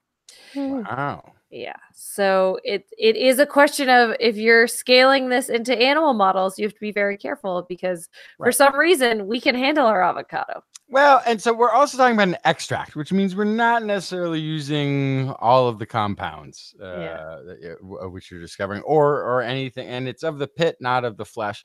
And what's also sort of interesting too, I think, about this is that the avocado by mass is mostly the pit, right? By weight, which is mass, right? So, and you think of how many avocados Californians go through in a year. There's a lot of, and not everybody's growing avocado trees with the pits. It's only occasionally some kid does this for a lab experiment at school. So there's a lot of these available to science. Like if this has a productive value, there's plenty of the resource available to convert to this use. Right. Yeah, I mean, the big question would be, the extract is great as is, but can you find the active compounds within the solution and focus in on those, isolate those even more, and then get even just further away. And then just have yeast produce it. And then put it in genetically modified exactly. yeast produced it in a lab in a bioreactor, and you're off and running. You don't even need to use the avocado pits anymore. And I mean, I immediately jumped to, okay, it's anti-inflammatory, but how does it work? What's it acting on? How is it, I mean, compared to other anti-inflammatory agents that we use, how effective is it going to be? I mean, I know this is just the beginning, but it'll be really interesting. It's always nice to have another tool in the basket and to see, who knows? There are diseases based on inflammation that come from inflammation. And so if we can figure out better ways to control inflammation, then that's great. That is great. Oh, hey, speaking of better medications, I've got a couple of interesting medication stories right here for you. So, birth control, ladies in the audience. We yeah, I'm right here. Yeah. And Blair, you know, the birth control pill is said to be 95% effective if taken rigorously. No days missed. You take it at the same time every day. It's still only 95% effective. Implants and hormone dosed IUDs are 99% effective. Why not 100%? If you're putting it in there, Mutants. why isn't it working? Why isn't it working? Well, some researchers decided to ask this question. Why isn't it working? And so they got a bunch, this Dr. Aaron Lazarowitz, a professor of obstetrics and gynecology at University of Colorado School of Medicine, who has just published a study in obstetrics and gynecology. No, hold on. They did a study on a large number, a pretty significant sample of women, 350 healthy women, median age 22 and a half years old, all of them with contraceptive implants. So it should be 100% effective. They looked for things they had in common. 5% of these women tested positive for a gene CYP3A7*1C. It's a gene that breaks down hormones. In most people, it's active during early development and then turns off. But apparently in a subset of women, it is still active. And while they did not link it with any, pregnancy effects in the 5% of the women, nobody got pregnant during the study. So ostensibly the birth control was working 100%. just fine. Yeah, was working just fine. But this could be the beginning of delving deeper into this reason of why these implants, why birth control doesn't work all the time. And they looked at hormone levels in the women, and they found that those 5% of the women with this gene had lower circulating hormone levels than women without the gene. So this is great. So you could test for this gene, and if you know birth control will not be as effective on you, hormonal birth control will not be as effective on you, you can use other methods. There's the copper IUD that doesn't use hormones at all. You can just use condoms. You can know. No, that's like the least effective. Well, I mean, there's a bunch of reasons for that. But maybe that's an opportunity to use both then. Maybe if you know that hormonal birth control isn't as effective, maybe you double up, right? So I think this is excellent. The more that women can know their own bodies, the better they can make their own decisions. Yep. And so, go ahead. There's, I think, a leap being taken here, because what I'm hearing is that it's implanted birth control is 100% effective. And based on the study that they just did, it was 100% effective. And the pill having a 5% fail rate, I would attribute to a 5% lie rate about having taken, or just 5% memory failure about having. So Justin, the statement that you are making, I just want to bring up a quote from the author of this study that gets at this point. He says, "We've all seen women come in saying that they got pregnant when they were adamant that they were taking the pill every day or using a different birth control method perfectly. It seems that for the longest time, we have just always assumed a woman had done something wrong when using her birth control instead of considering whether there were other factors affecting how birth control works in individual women." No, I get that. And but I don't think that 5% of it, a 5% failure rate is indicative of people doubting the woman's recollection. I think that's just an absolute range of normal human error. Maybe even a little bit better than normal human error would attribute to.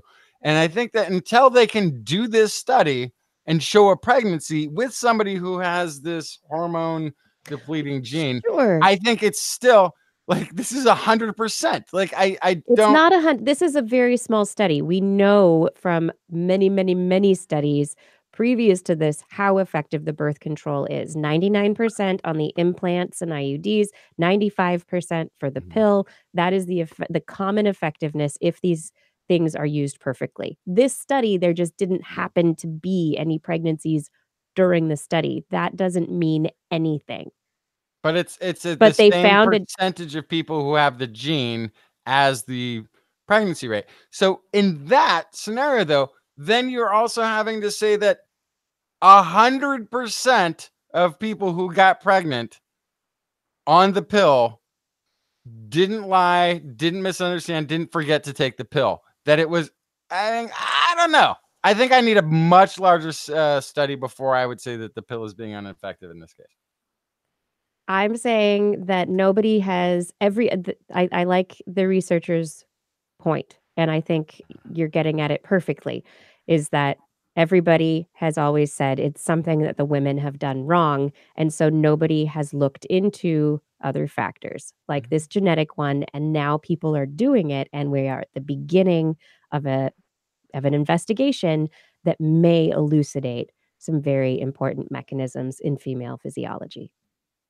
Well, and one of the side effects of IUDs is ectopic pregnancy, right? And so I think that these things could also potentially be linked. I mean, I realize that's a pretty big jump. We don't have the science behind that by any means, but knowing that that is one of the main risks of an IUD means something is not happening right in the hormonal channels with that. So I would not be surprised if those ended up being linked. And this is totally a guess. This is based on nothing at all. Yeah. But it is interesting that that's one of the leading side effects, and that you're not supposed to be able to get pregnant at all if you have the IUD. So right. So yeah, they give you a very disclaimer interesting. You never right, and I'm saying maybe the possibility is somehow linked to hormones getting messed up because of this genetic situation happening. It's possible.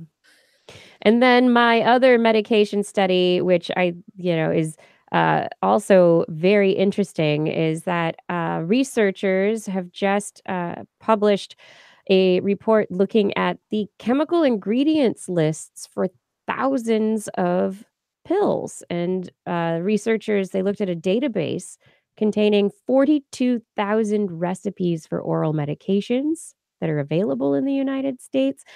92.8% of them contained at least one of 38 inactive, quote unquote, inactive ingredients that have triggered allergic reactions in patients. This is published in Science Translational Medicine. What kind of pills are you talking about? Is this like vitamins and stuff? Like No. So very often the active ingredient, the one thing that does something is, they package it in starch or sugar or, there's a bunch of other stuff that's inactive in the pill itself to make the pill. A headache pill or a cold pill or like what? Yeah, or a medication for depression or your heart medication or, whatever you're taking orally. In order to make the pill, that pill that you're taking is not 100% active ingredient. Yeah. It's active ingredient that's been mixed with a bunch of other stuff to make the pill that's a certain size that can be broken up and partitioned out and swallowed or swallowed whole, whatever. And so 55% of these pills contained at least one of a class of sugars called FODMAPs, which can cause problems in people with irritable bowel syndrome.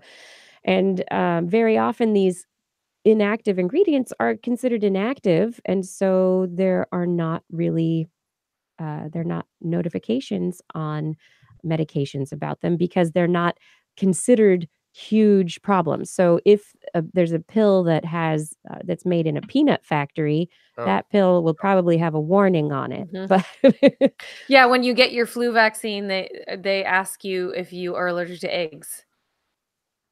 Exactly. That's because many of them are they're created in eggs. They're injected in this part of the process. Yeah. And so these ingredients, these potential allergens, and so many of us are on one medication or another, and we're just taking them. Lactose, cornstarch, gelatin, soybean oil, vanilla, sesame oil, sucrose, aspartame, brilliant blue dye, and allura red dye. These are all common ingredients in many foods that people actively avoid in their diets, but maybe aren't considering staying away from in their medication. And so when the suggestion now is that if you're getting a medication from your healthcare provider and they're suggesting one to you, it's great to get the one that's going to work with your insurance, but maybe ask if you can get an ingredients list or talk to the pharmacist when you go pick it up to find out if there are any potential allergens or, I mean, they're very small, but who knows? Could be causing some of those issues that are unexplained in people. You know? I'm very unempathetic towards this issue, having zero allergies.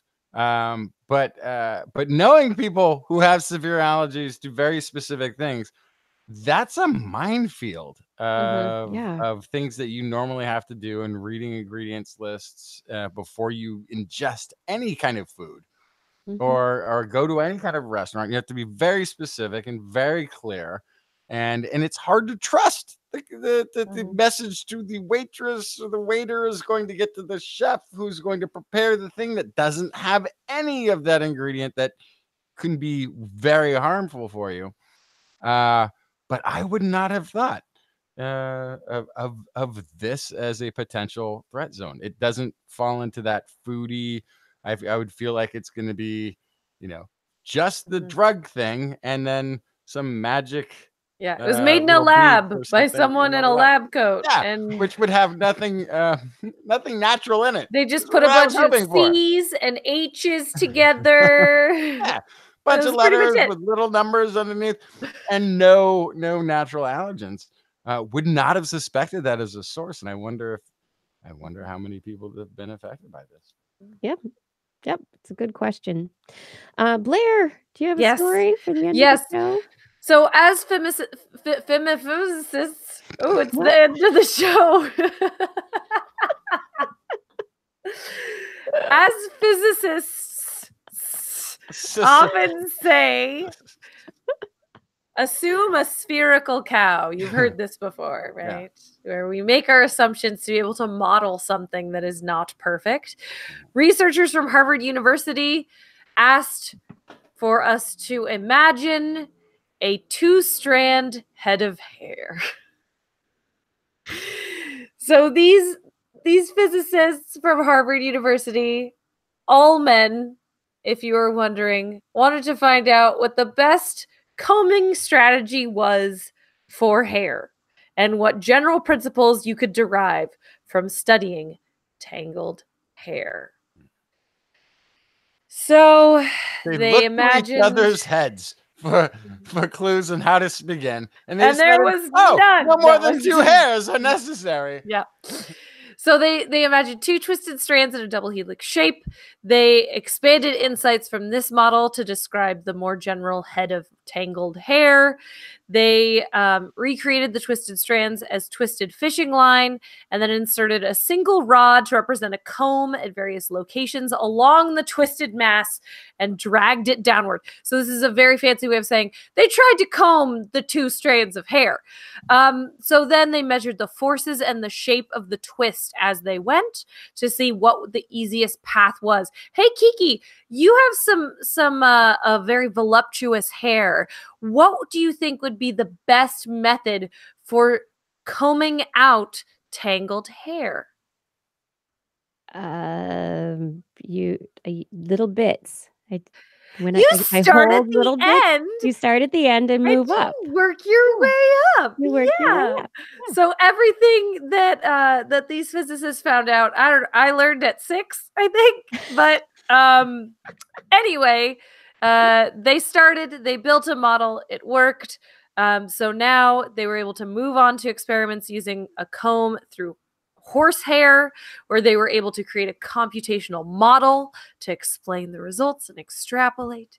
Of course, this does have actual potential as something that you could extrapolate to other questions about tangles and about straightening. There's lots of physicsy things you can do with that, but in the meantime, we found out, hey, so you start at the end and work your way up. What I would like them to do with this information now is to use it to develop a round brush that can be used for straightening or neatly curling longer hair without getting tangled in said hair when person using the brush gets distracted and rotates it the wrong way a few times. Well, call Harvard. Come on. I need the tangle-proof round brush for fixing my hair. Yeah. I immediately thought of actually the structure of the double helix in this story, and that which is like the strongest possible structure for it to have been created, because it can't be pulled to the sides, and then therefore can only be cut, and in this instance, meaning separated from one of the ends, which is kind of what happens in DNA. Yeah, that's very true. This also had one assumption about the hair that I think is very funny, that it is only slightly curly. So not super helpful. Wait, how did they wrap it around me. Another piece of hair and have it only slightly curly? That's slightly curly. Super curly is this.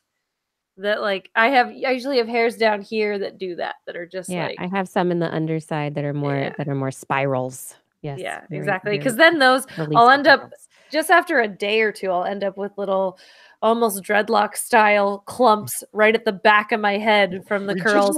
We just want to make it clear.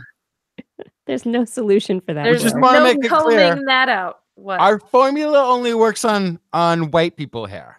Yeah. This is what they're saying. Well, no, I'd say it only works on the recessive genes of straight hair. That's right. Curly hair. My last story. Hey, Justin, do you have any more stories? No, I'm good.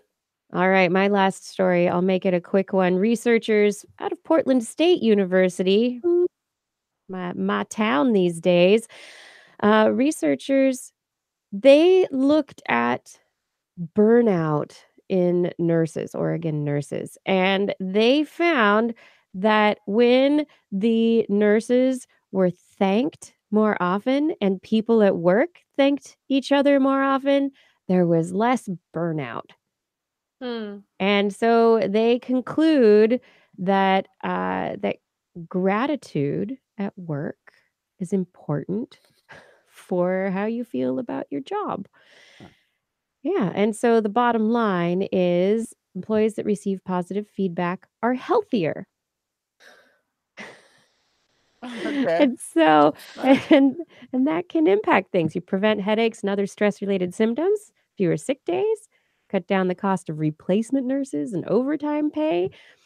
So, express gratitude when you see someone doing a good job. That's right. Blair, Justin, I am grateful for you. Thank you. Oh, yeah, absolutely. I'm grateful for you guys too. Yeah, thanks. I don't need science. I don't need science to tell me to say thanks, but the power of gratitude in the workplace. It has power. Awesome. I'm doing power to heal.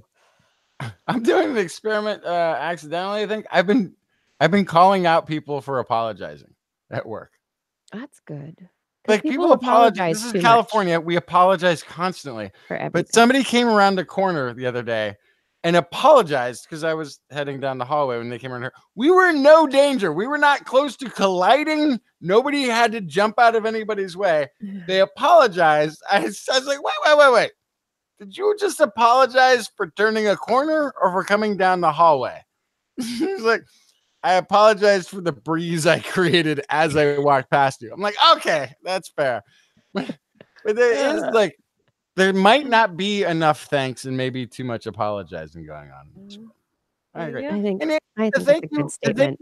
So much. It's not. I think it's not so much maybe amongst nurses the pat on the back as the thing that I would assume would drive a nurse is knowing that they're needed. And every time you thank somebody, you're telling them, I needed you in my life. I needed you. You helped me through my day. You helped me in this situation. So thanking somebody isn't so much just pat on the back, good job, well done. It's also letting them know, hey, you're important to me getting through this. with it could be much worse. There could be somebody else here does a terrible job compared to you. Thank you for the way you do things. So it is important. And that brings us to the end of our show. Thank you for listening. Thank you for being a part of our audience. Thank you for joining us for another episode.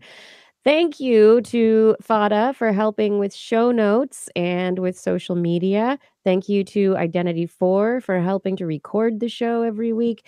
To Gord McLeod and Ben Rothig for helping out in the chat room, keeping everything working over there. Thank you, all of you in the chat room. And thank you to our Patreon sponsors, who, of course, I got into Patreon and then I got distracted by conversation. Where's my list of them? I'm getting there. 1 second. 5, 4, internet connection slow. View the patrons. I will view the patrons. Who do I remember? I remember. Paul Disney, Richard Onemus, Ed Dyer, Stu Pollock, Philip Shane, Ken Hayes, Harrison Prather, Charlene Henry, Joshua Fury, Steve DeBell, Alex Wilson, Tony Steele, Craig Landon, Mark Mazzaros, Jack, Matthew Litwin, Jason Roberts, Bill K, Bob Calder, Time Jumper 319, Eric Knapp, Richard, Brian Condren, Dave Neighbor, Aiden Jeff, Mountain Sloth, Seth O'Gradney, Stefan Alberon, John Ratnaswamy, Dave Friedel, Daryl Myshak, Andrew Swanson, Paul Ronovich, Corinne Benton, Sue Doster, Dave Wilkinson, Ben Bignell, Richard Porter, Noodles, Kevin Reardon, Christoph Zucknarak, Ashish Pants, Ulysses Adkins, Sarah Chavez, Artyom, Rick Ramus, Paul, John McKee, Jason Olds, Brian Carrington, Christopher Dreyer, Lisa Suzuki, Jim Drapeau, Greg Riley, Sean Lamb, Ben Rothig, Steve Leisman, Kurt Larson, Rudy Garcia, Marjorie, Gary S., Robert, Greg Briggs, Brendan Minish, Christopher Rappin, Flying Out, Aaron Luthen, Matt Sutter, Matt Kisenflow, Kevin Parachan, Byron Lee, and EO. Thank you for all of your support on Patreon. And if you are interested in supporting us on Patreon, you can find a link at TWIS.org. Also, remember that you can help us out by telling your friends about TWIS. Get someone else to subscribe this week. On next week's show, we will be back once again, and we will be having an interview. So we'll be joined by a guest to talk about some interesting genetics and some aspects of ALS and other diseases related to that. Additionally, that show will be Wednesday, like always, 8 p.m. Pacific time at twist.org/live. You can watch it live and join our chat room there. But if you don't make it, don't worry, because we are also on YouTube, and there's our podcast where you can find things archived forevers. Thank you for enjoying the show. As Kiki just mentioned, TWIS is also available as a podcast. Just Google This Week in Science in your iTunes directory, or if you have one of the mobile type devices, you can look up TWIS, the number 4 Droid app in the Android marketplace, or simply This Week in Science and anything Apple Marketplacey. For more information on anything you've heard here today, oh gosh, what did you hear about today? Maybe some intermittent anatomy, space dust. Show notes will be available on our website. That's at www.twis.org. Where, while you're there, you can also make comments and start conversations with the hosts or other listeners. Or you could just contact us directly. Email Kirsten at thisweekinscience.com, Justin at twistmin@gmail.com, or Blair at twist.org. Just be sure to put TWIS, TWIS, somewhere in the subject line. Otherwise, your email will be spam filtered into oblivion. You can also hit us up on the Twitter, where we are at TWIS Science, at Dr. Kiki, at Jacksonfly, and at Blair's Menagerie. We love your feedback. If there's a topic you'd like us to cover, address, a suggestion for an interview, a haiku that comes to you in the night, please let us know. We'll be back here next week, and we hope you'll join us again for more great science news. But remember, if you learned anything from the show, you should try to remember that it's all in your head.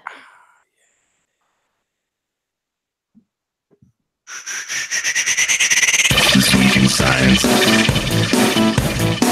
This week in science. This week in science.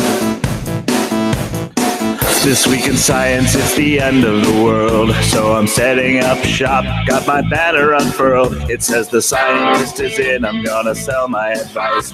Show them how to stop the robots with a simple device. I'll reverse global warming with a wave of my hand. And all it'll cost you is a couple of grand. This week's science is coming your way. So everybody listen to what I say. I use the scientific method for all that it's worth. And I'll broadcast my opinion all over the earth. Cause it's This Week in Science. This Week in Science. This Week in Science. Science. Science. This Week in Science. This Week in Science. Science. Science. I've got one disclaimer and it shouldn't be news.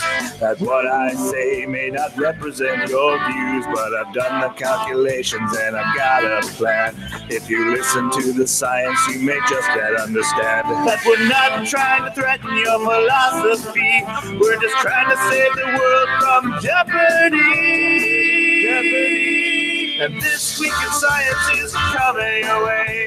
So everybody listen to everything we say. And if you use our method instead of rolling a die, we may rid the world of toxoplasma gondii. Cause it's This Week in Science. This Week in Science. This Week in Science. Science. Science. This Week in Science. This Week in Science. Science. Science.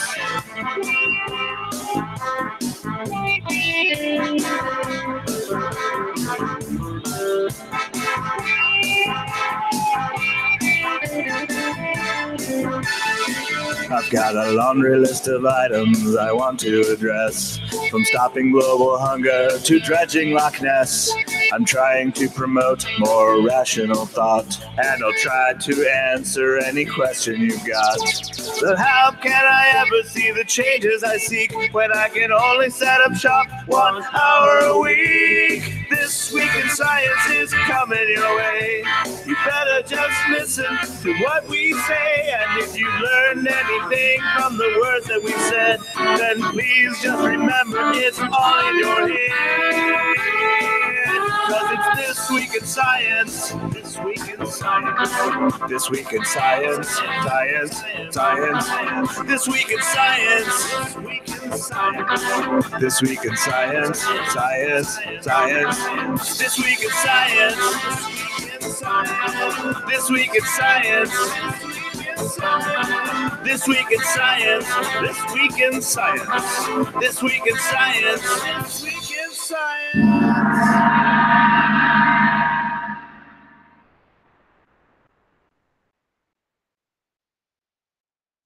And we are in the after show, which I was talking to Blair. We're not going to go super late tonight. Not a huge amount of conversation. It's this daylight savings thing. It's taking its toll on us all. And as the show went on, my child did not go to sleep. And so it's 10 o'clock here and he's still awake and he has school in the morning. I have school in the morning too. Yeah, Blair has school in the morning too. It's and called Justin, work. Yeah, school work. It's work. Everybody gotta work.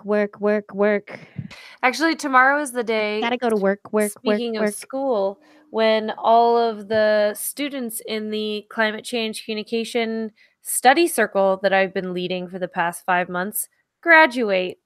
Oh, I know. It's very that's exciting. great. Yeah. You feel like they learned a lot and came a long way. Yeah, they all did final projects. They had to video themselves doing a climate change communication, like having a conversation using everything that they learned over the past 5 months. Wow. And then everyone else had to do peer review at the same time because it's a trainer model. So we're trying to make sure not only that they know how to do it, but they know how to evaluate others. So we did that. That was a 5-hour webinar that we did. And then it's happening already. I know. And then so then tomorrow they're making action plans and we have a cute graduation ceremony. Cute. And they'll get to feed giraffes. Nice. And then they feed the giraffes. Yeah. It's brilliant. It's wonderful. It'll be great. I can't believe I always forget to write down. I'm always like, oh, so many things to check. I always forget to write down. Next week, Chris Donnelly. Chris Donnelly. Yes, that's who we're interviewing. That sounds vaguely familiar to me. From University of Pittsburgh Medical Center. I feel like it's only a matter of time until, well, it already happened. We interview somebody and I'm like, I read this story once. And they're like, oh, that's mine. Yep.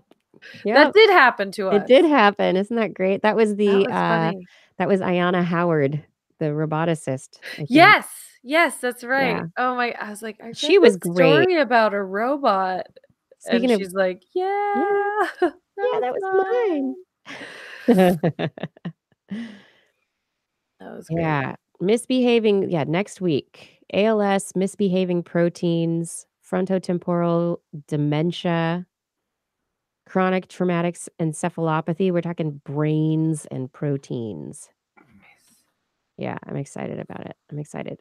I'm trying to reach out to a woman from Gladstone Institute to talk about her blood vessel work for Alzheimer's stuff. Speaking of studies that we've talked about, I think this is work that we've talked about on the show. Identity 4 bought a Portland show ticket. Yeah. Oh, dang. That's awesome. Holy heck. You're coming. I think both of the people doing the science talk workshop with me the next day are coming, I think. Awesome. So that's very exciting. I got to get them to get their tickets. I have to make sure they asked me yesterday. They were like, do we need to buy tickets or yes. I was like, yep, you do. This is not a comp situation. Sorry. Sorry.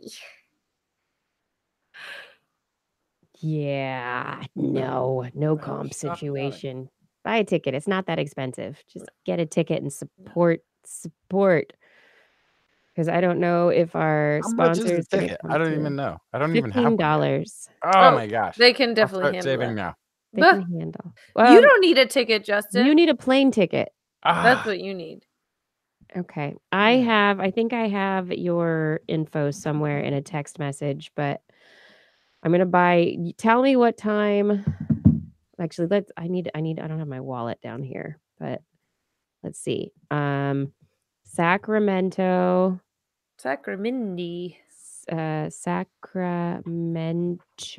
to PDX. It's always on these twin turbine planes. They're like on the edge of obsolescence. It's always the funnest flight.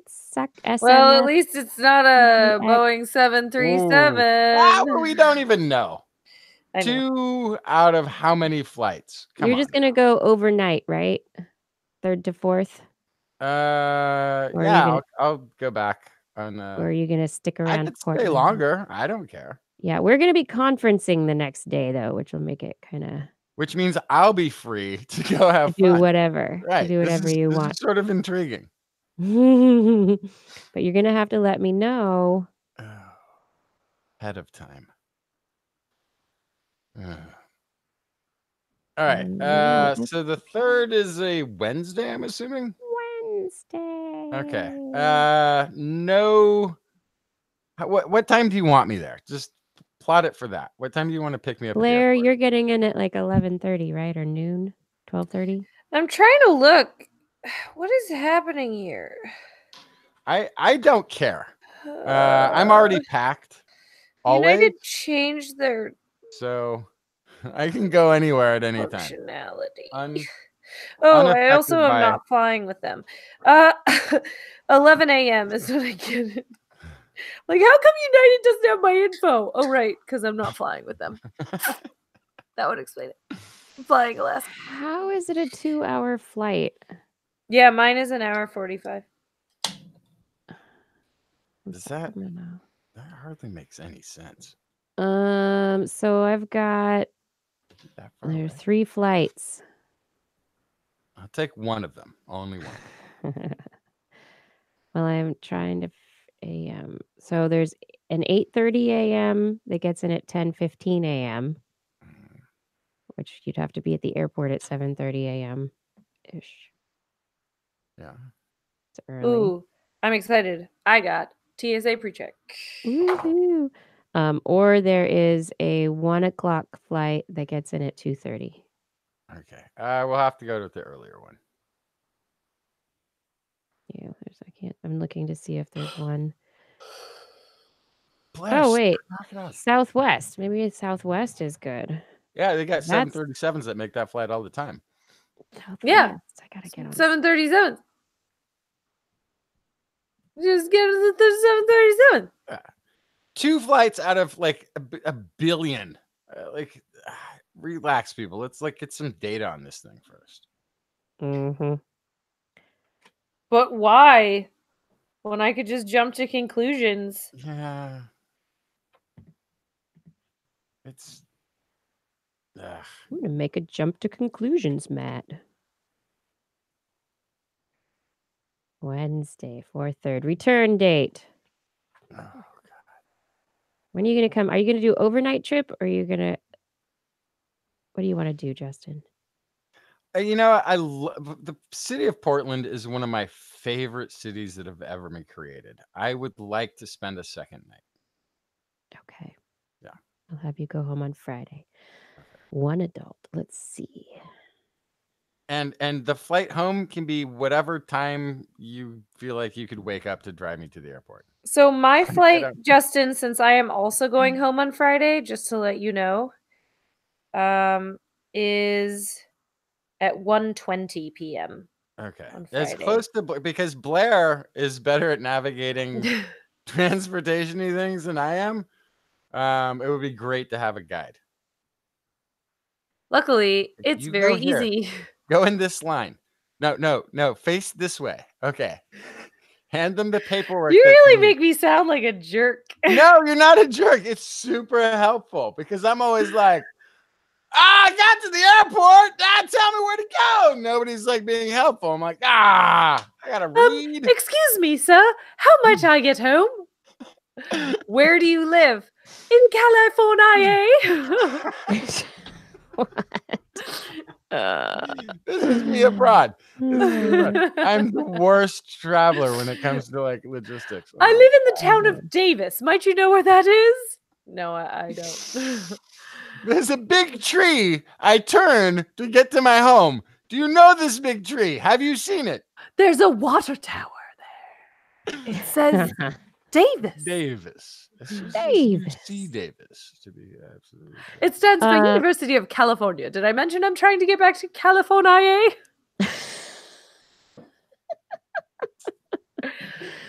All right. There is on Southwest, there is a 10:10 a.m. flight that gets in at 11:40.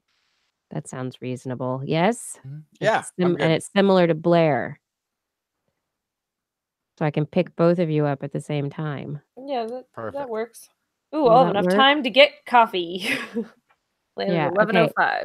Returning flight. Friday, I'm gonna be busy all day. Yeah, we'll take the light rail from the... What time are you leaving on Friday, Blair? 1:20. 1:20. Do you want a 2:40, a 2:10, an hour later flight, Justin? 2:10. You can hang out at the airport for a bit. You guys can go. I've already etched. Actually, I could go revisit because I got laid over last time I was trying to leave. I missed. They bumped me off a flight, and so there is some corner of PDX where I etched in the hours to keep track of time.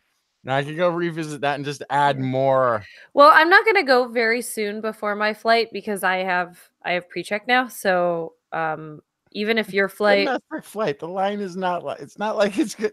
Okay, fine. but you're also yeah. talking to somebody who normally gets there 90 minutes before their flight. So I'll go with Blair and I'll do that time framey thing. That sounds great. Yes, let's do that. 2:10. Look at us organizing. Trying to get away. In fact, I think I have family that's currently stuck in a layover at PDX, so maybe I'll just reunite. I doubt she'll have left by then. Is it snowing right now, Kiki? No, here? No, Yeah, it's not no. flying. Not snowing. It's not flying. No, I got distracted. Sorry. Birds. Southwest is lame. No, Thank you for disparaging the people who are going to have my life in their metal hands. Dale Poco asks, ain't there an Elon tube you can take? I would love to take an Elon tube up there. Someday. Is it big enough to fit a bus? Continue. That's what I Who's flying? Justin. Yo, mama. Uh-oh.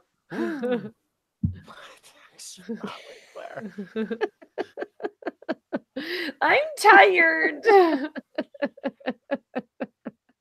is what happens.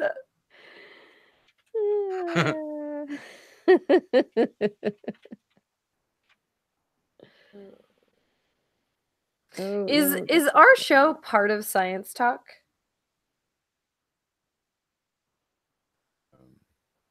No. I mean, it's a satellite event. Science on Tap. Yes. So it's like it's an affiliate event, basically. Right? Yes. Okay. And what is the name of the theater? One more time. Alberta Rose Theater. I'm excited. We're gonna meet Identity 4 if he comes on the train. Nice. Okay, now I'm trying. Blurb, blurb, blurb, blurb. I've got so many texts from you guys.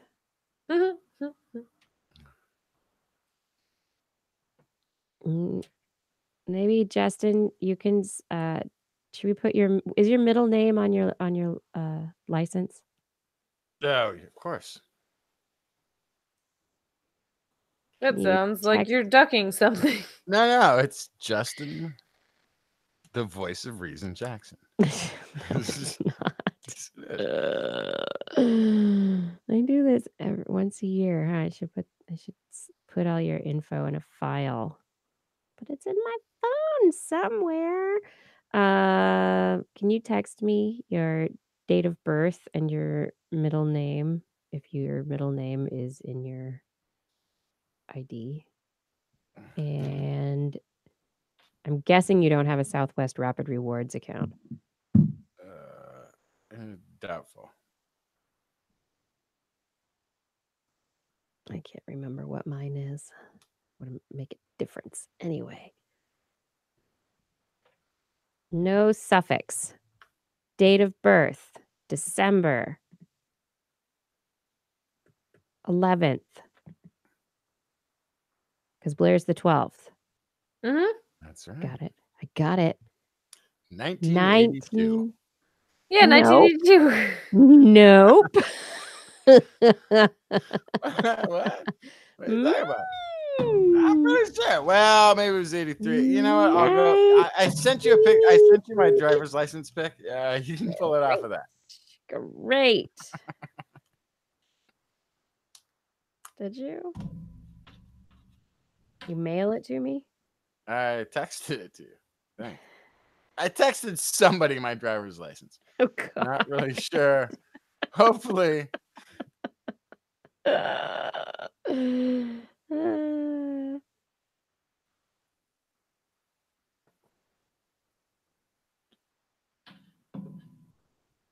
don't see it. Now I've got to check. Who did you text? Oh, it's still sendering. I don't know why. It should have gone by now. I think I might have sent a high definition version, which my phone occasionally does without my knowledge.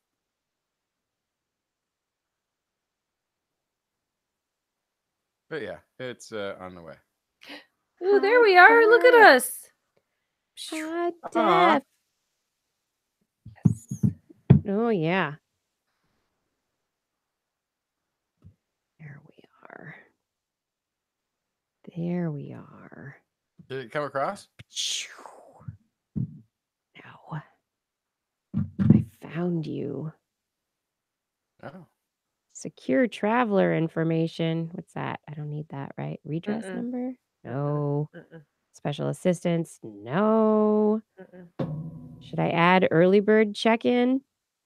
It costs money. It does. But assures a seat. You'll get a seat. It's more like especially if you're traveling with people on Southwest, then like you're trying to make sure you get to sit with them. Oh. Oh yeah. Well, I need a window seat. I can't fly without one. That's just primitive. Oh, you can't? That's very sad. You might have to deal with whatever you get. I mean, suddenly it The doesn't cattle getting there early call. doesn't sound so bad now, does it? Hmm.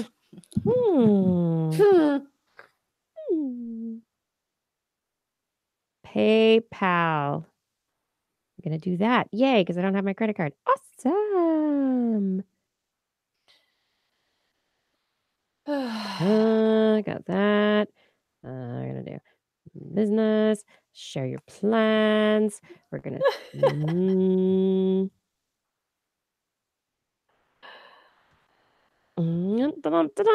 do the buying of the things on the line. Purchasing the tickets. I hope I got the date right. Is it April?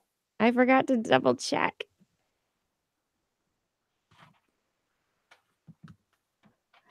We can always change it within like 24 hours. It's always good. It's fine. Otherwise, I've got tickets on Southwest. Anyone want them? No. Justin, someone commented on my post of our text conversations. Quote, are you ready for this? I'll never forget. I'll never forget the day I learned of fecal plugs. Oh my god. Like these are great people. Oh yeah, we didn't talk about this. This is pre-show. Yeah. Pre-show. What somebody happened? Came to me with a fun fact about hibernating bears and how they construct their fecal plugs to keep bugs from going in their non-transient anuses while they're sleeping or yeah. not sleeping, hibernating. And it sounded very suspect to me because it sounded to me like either they would need the help of another bear to implement this, or that this was just very unintuitive. And so I texted Blair, as I do whenever somebody asks me or presents a fun animal fact that I'm either skeptical about or I have a question about or I get curious about something. So she writes me back like, what did I write you? Like, I need to know everything you know about bear fecal plugs. You texted me. Tell me all your knowledge. Tell me everything. What do you know about bear fecal plugs? Yeah. So on my side, I am still at my desk. I received this text message. I laugh out loud. And then I just announced to my office, this is the text message that I just received. What do you know about bear fecal plugs? And everyone starts laughing. And then each of them in their own way basically says, what's that? What do you know about bear fecal plugs? This is a room full of zoology people, by the way. Yeah, I mean, they're education people. There's a Venn diagram there. They know a lot about animals, but mostly in the context of like what you'd need to tell a zoo visitor about animals. And fecal plugs do not often come up at the zoo. But I know about this kind of stuff for two reasons. One is just sheer interest in like the bizarre evolutionary adaptations of animals. But secondly, a lot of these things come to my attention because of TWIS. I've been doing this for over 7 years now. So it definitely it pulls me down rabbit holes that I didn't even know existed, or down fecal plugs. But which I will also I have to preface down a little transient anuses. Yeah, down transient I have anuses. to do a little bit of prefacing, and that initially was like when bears hibernate, they have, and then I had to go whoa. I know for a fact because Blair told me, bears don't actually hibernate; they just like sleep really deeply. And what was amazing then is I got a response from Blair that mentioned hibernation in quotation marks. And so that I had prefaced this, and then everybody there had been informed and then saw the quotation marks and laughed at the quotation marks because she was using hibernate in the, like, because they don't really. And all the zoo people were like, ha. Yeah. I know what you're saying. Yeah, absolutely. Yeah, so I'm looking about them now because I knew a little bit, obviously more than anyone else in my office did. But it does seem like it's just because they're not eating a lot. Their fecal material is very few and far between and also very dense. And so it does indeed make a plug. It also shows that the bears groom a lot right before they hibernate. So a lot of the plug is made up of hair. Well, and the other thing that was fascinating about this is that from my readings on this, because I had to look into it too, they lose their foot pads and they eat their foot pads, and that's a component of the plug as well. Yes, that's true. Which makes sense because we also know that again, I'll do it. Hibernation is coupled with a very, very intense regenerative experience where they can regenerate skin, they can grow back skin so that there's not even a scar after an injury. And so I guess it would make sense if you have calloused feet, you might want to regrow those pads anew. And that was I quoted you, and I did so with caveats. I was like, I think they can even undo scars. That might not be true. This is me talking. It might not be true, but I think I learned that they're so regenerative they can even remove a scar that was there. Yeah. And now you're saying this again, and I'm wow. So yeah, it's a very Wolverine thing that bears do. For to put everything in the common language of a Marvel comic, people can easily relate to it. But that's pretty. They go through a pretty intense regenerative state. Even though, so here's the question: what defines hibernation versus what bears are doing? So it's all about how much their metabolism and their body temperature is dropping. So with smaller animals, your body temperature can drop and it's a lot easier to bring your body temperature back up. But because this animal is so enormous, if they dropped their body temperature enough to achieve true hibernation, it would be near impossible to build their body temperature back up in that massive body. So the difference is that they're not falling into such a deep sleep that they cannot be woken. So they will wake up, readjust, wake up, drink water. They will wake up and readjust and then go back to sleep. So they're not quite as like out. They're not like as comatose, you could say, as some other animals. Like smaller animals that hibernate or estivate, they'll like, you could like poke them and they're fairly unresponsive while they're hibernating because their metabolism has dropped so low and their body temperature has dropped so low that they're like basically in a coma.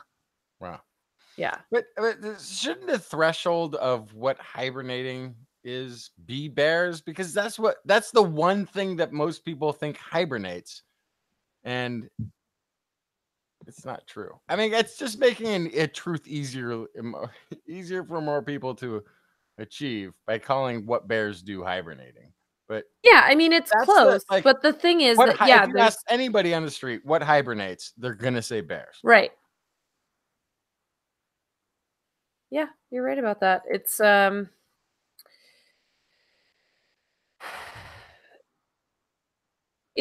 think it's just because name another animal that hibernates. Right.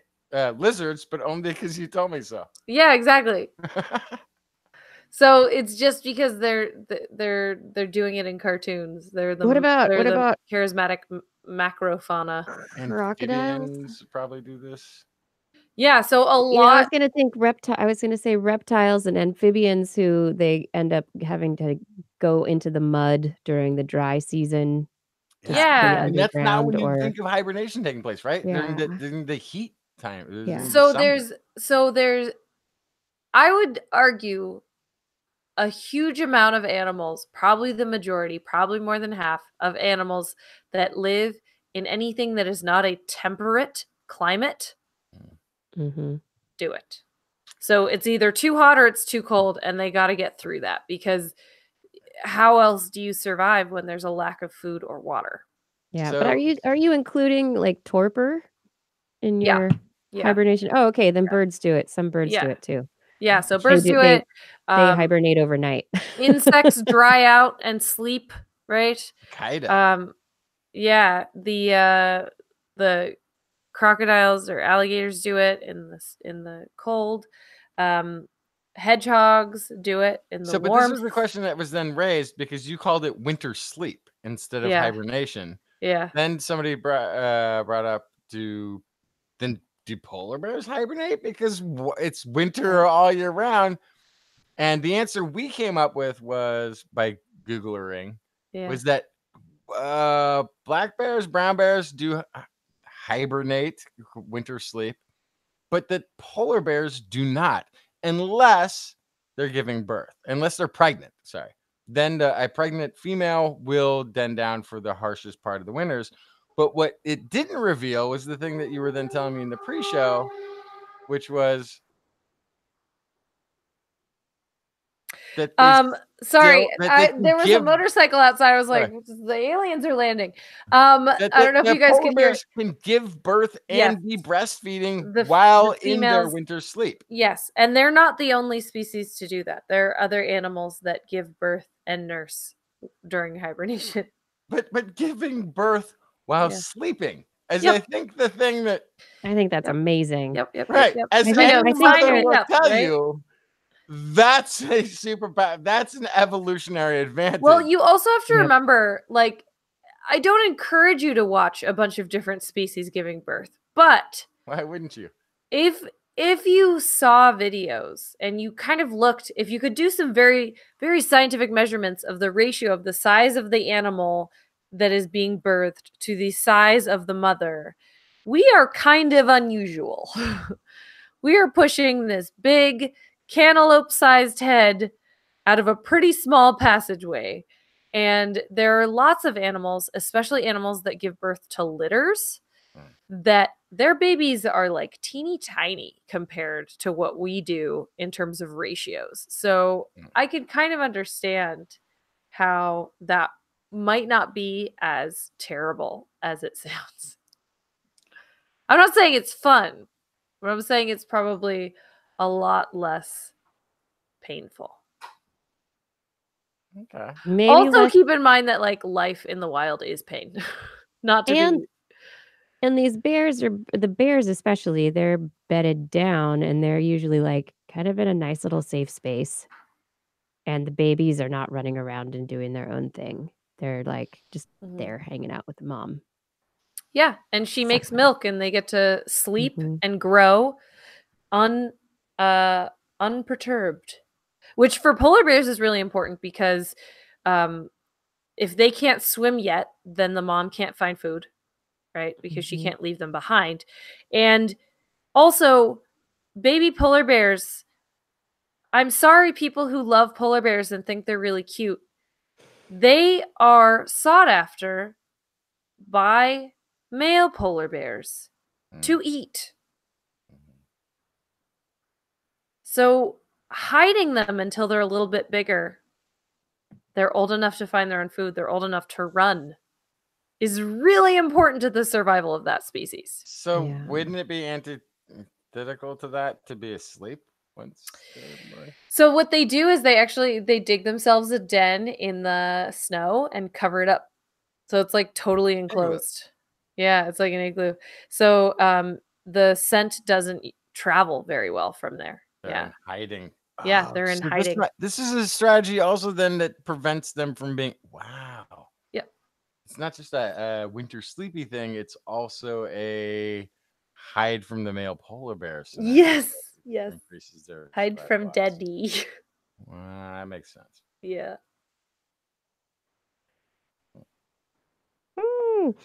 All right, we bought tickets. We've discussed fecal plugs. Yeah. There's so much more. It's a deep vein, if you'll forgive. But the ultimate story is it's actually formed in the colon and then moves to position. And from the reports, actually has a bit of a sweet smell to it. Yeah, it does not smell bad. Yeah. And now I'm wondering, and I haven't looked yet, but is it possible that this is something someone could buy on eBay? Like, how do you get your hands on you could definitely buy a bear fecal plug. plug. Yeah, you could definitely do that if you wanted. I don't know why you would want to. And are they hardened? I mean, could you like make a necklace out of one? Yeah, I'm sure that you could. I'm sure. There's elephant poop stuff that they make all the time.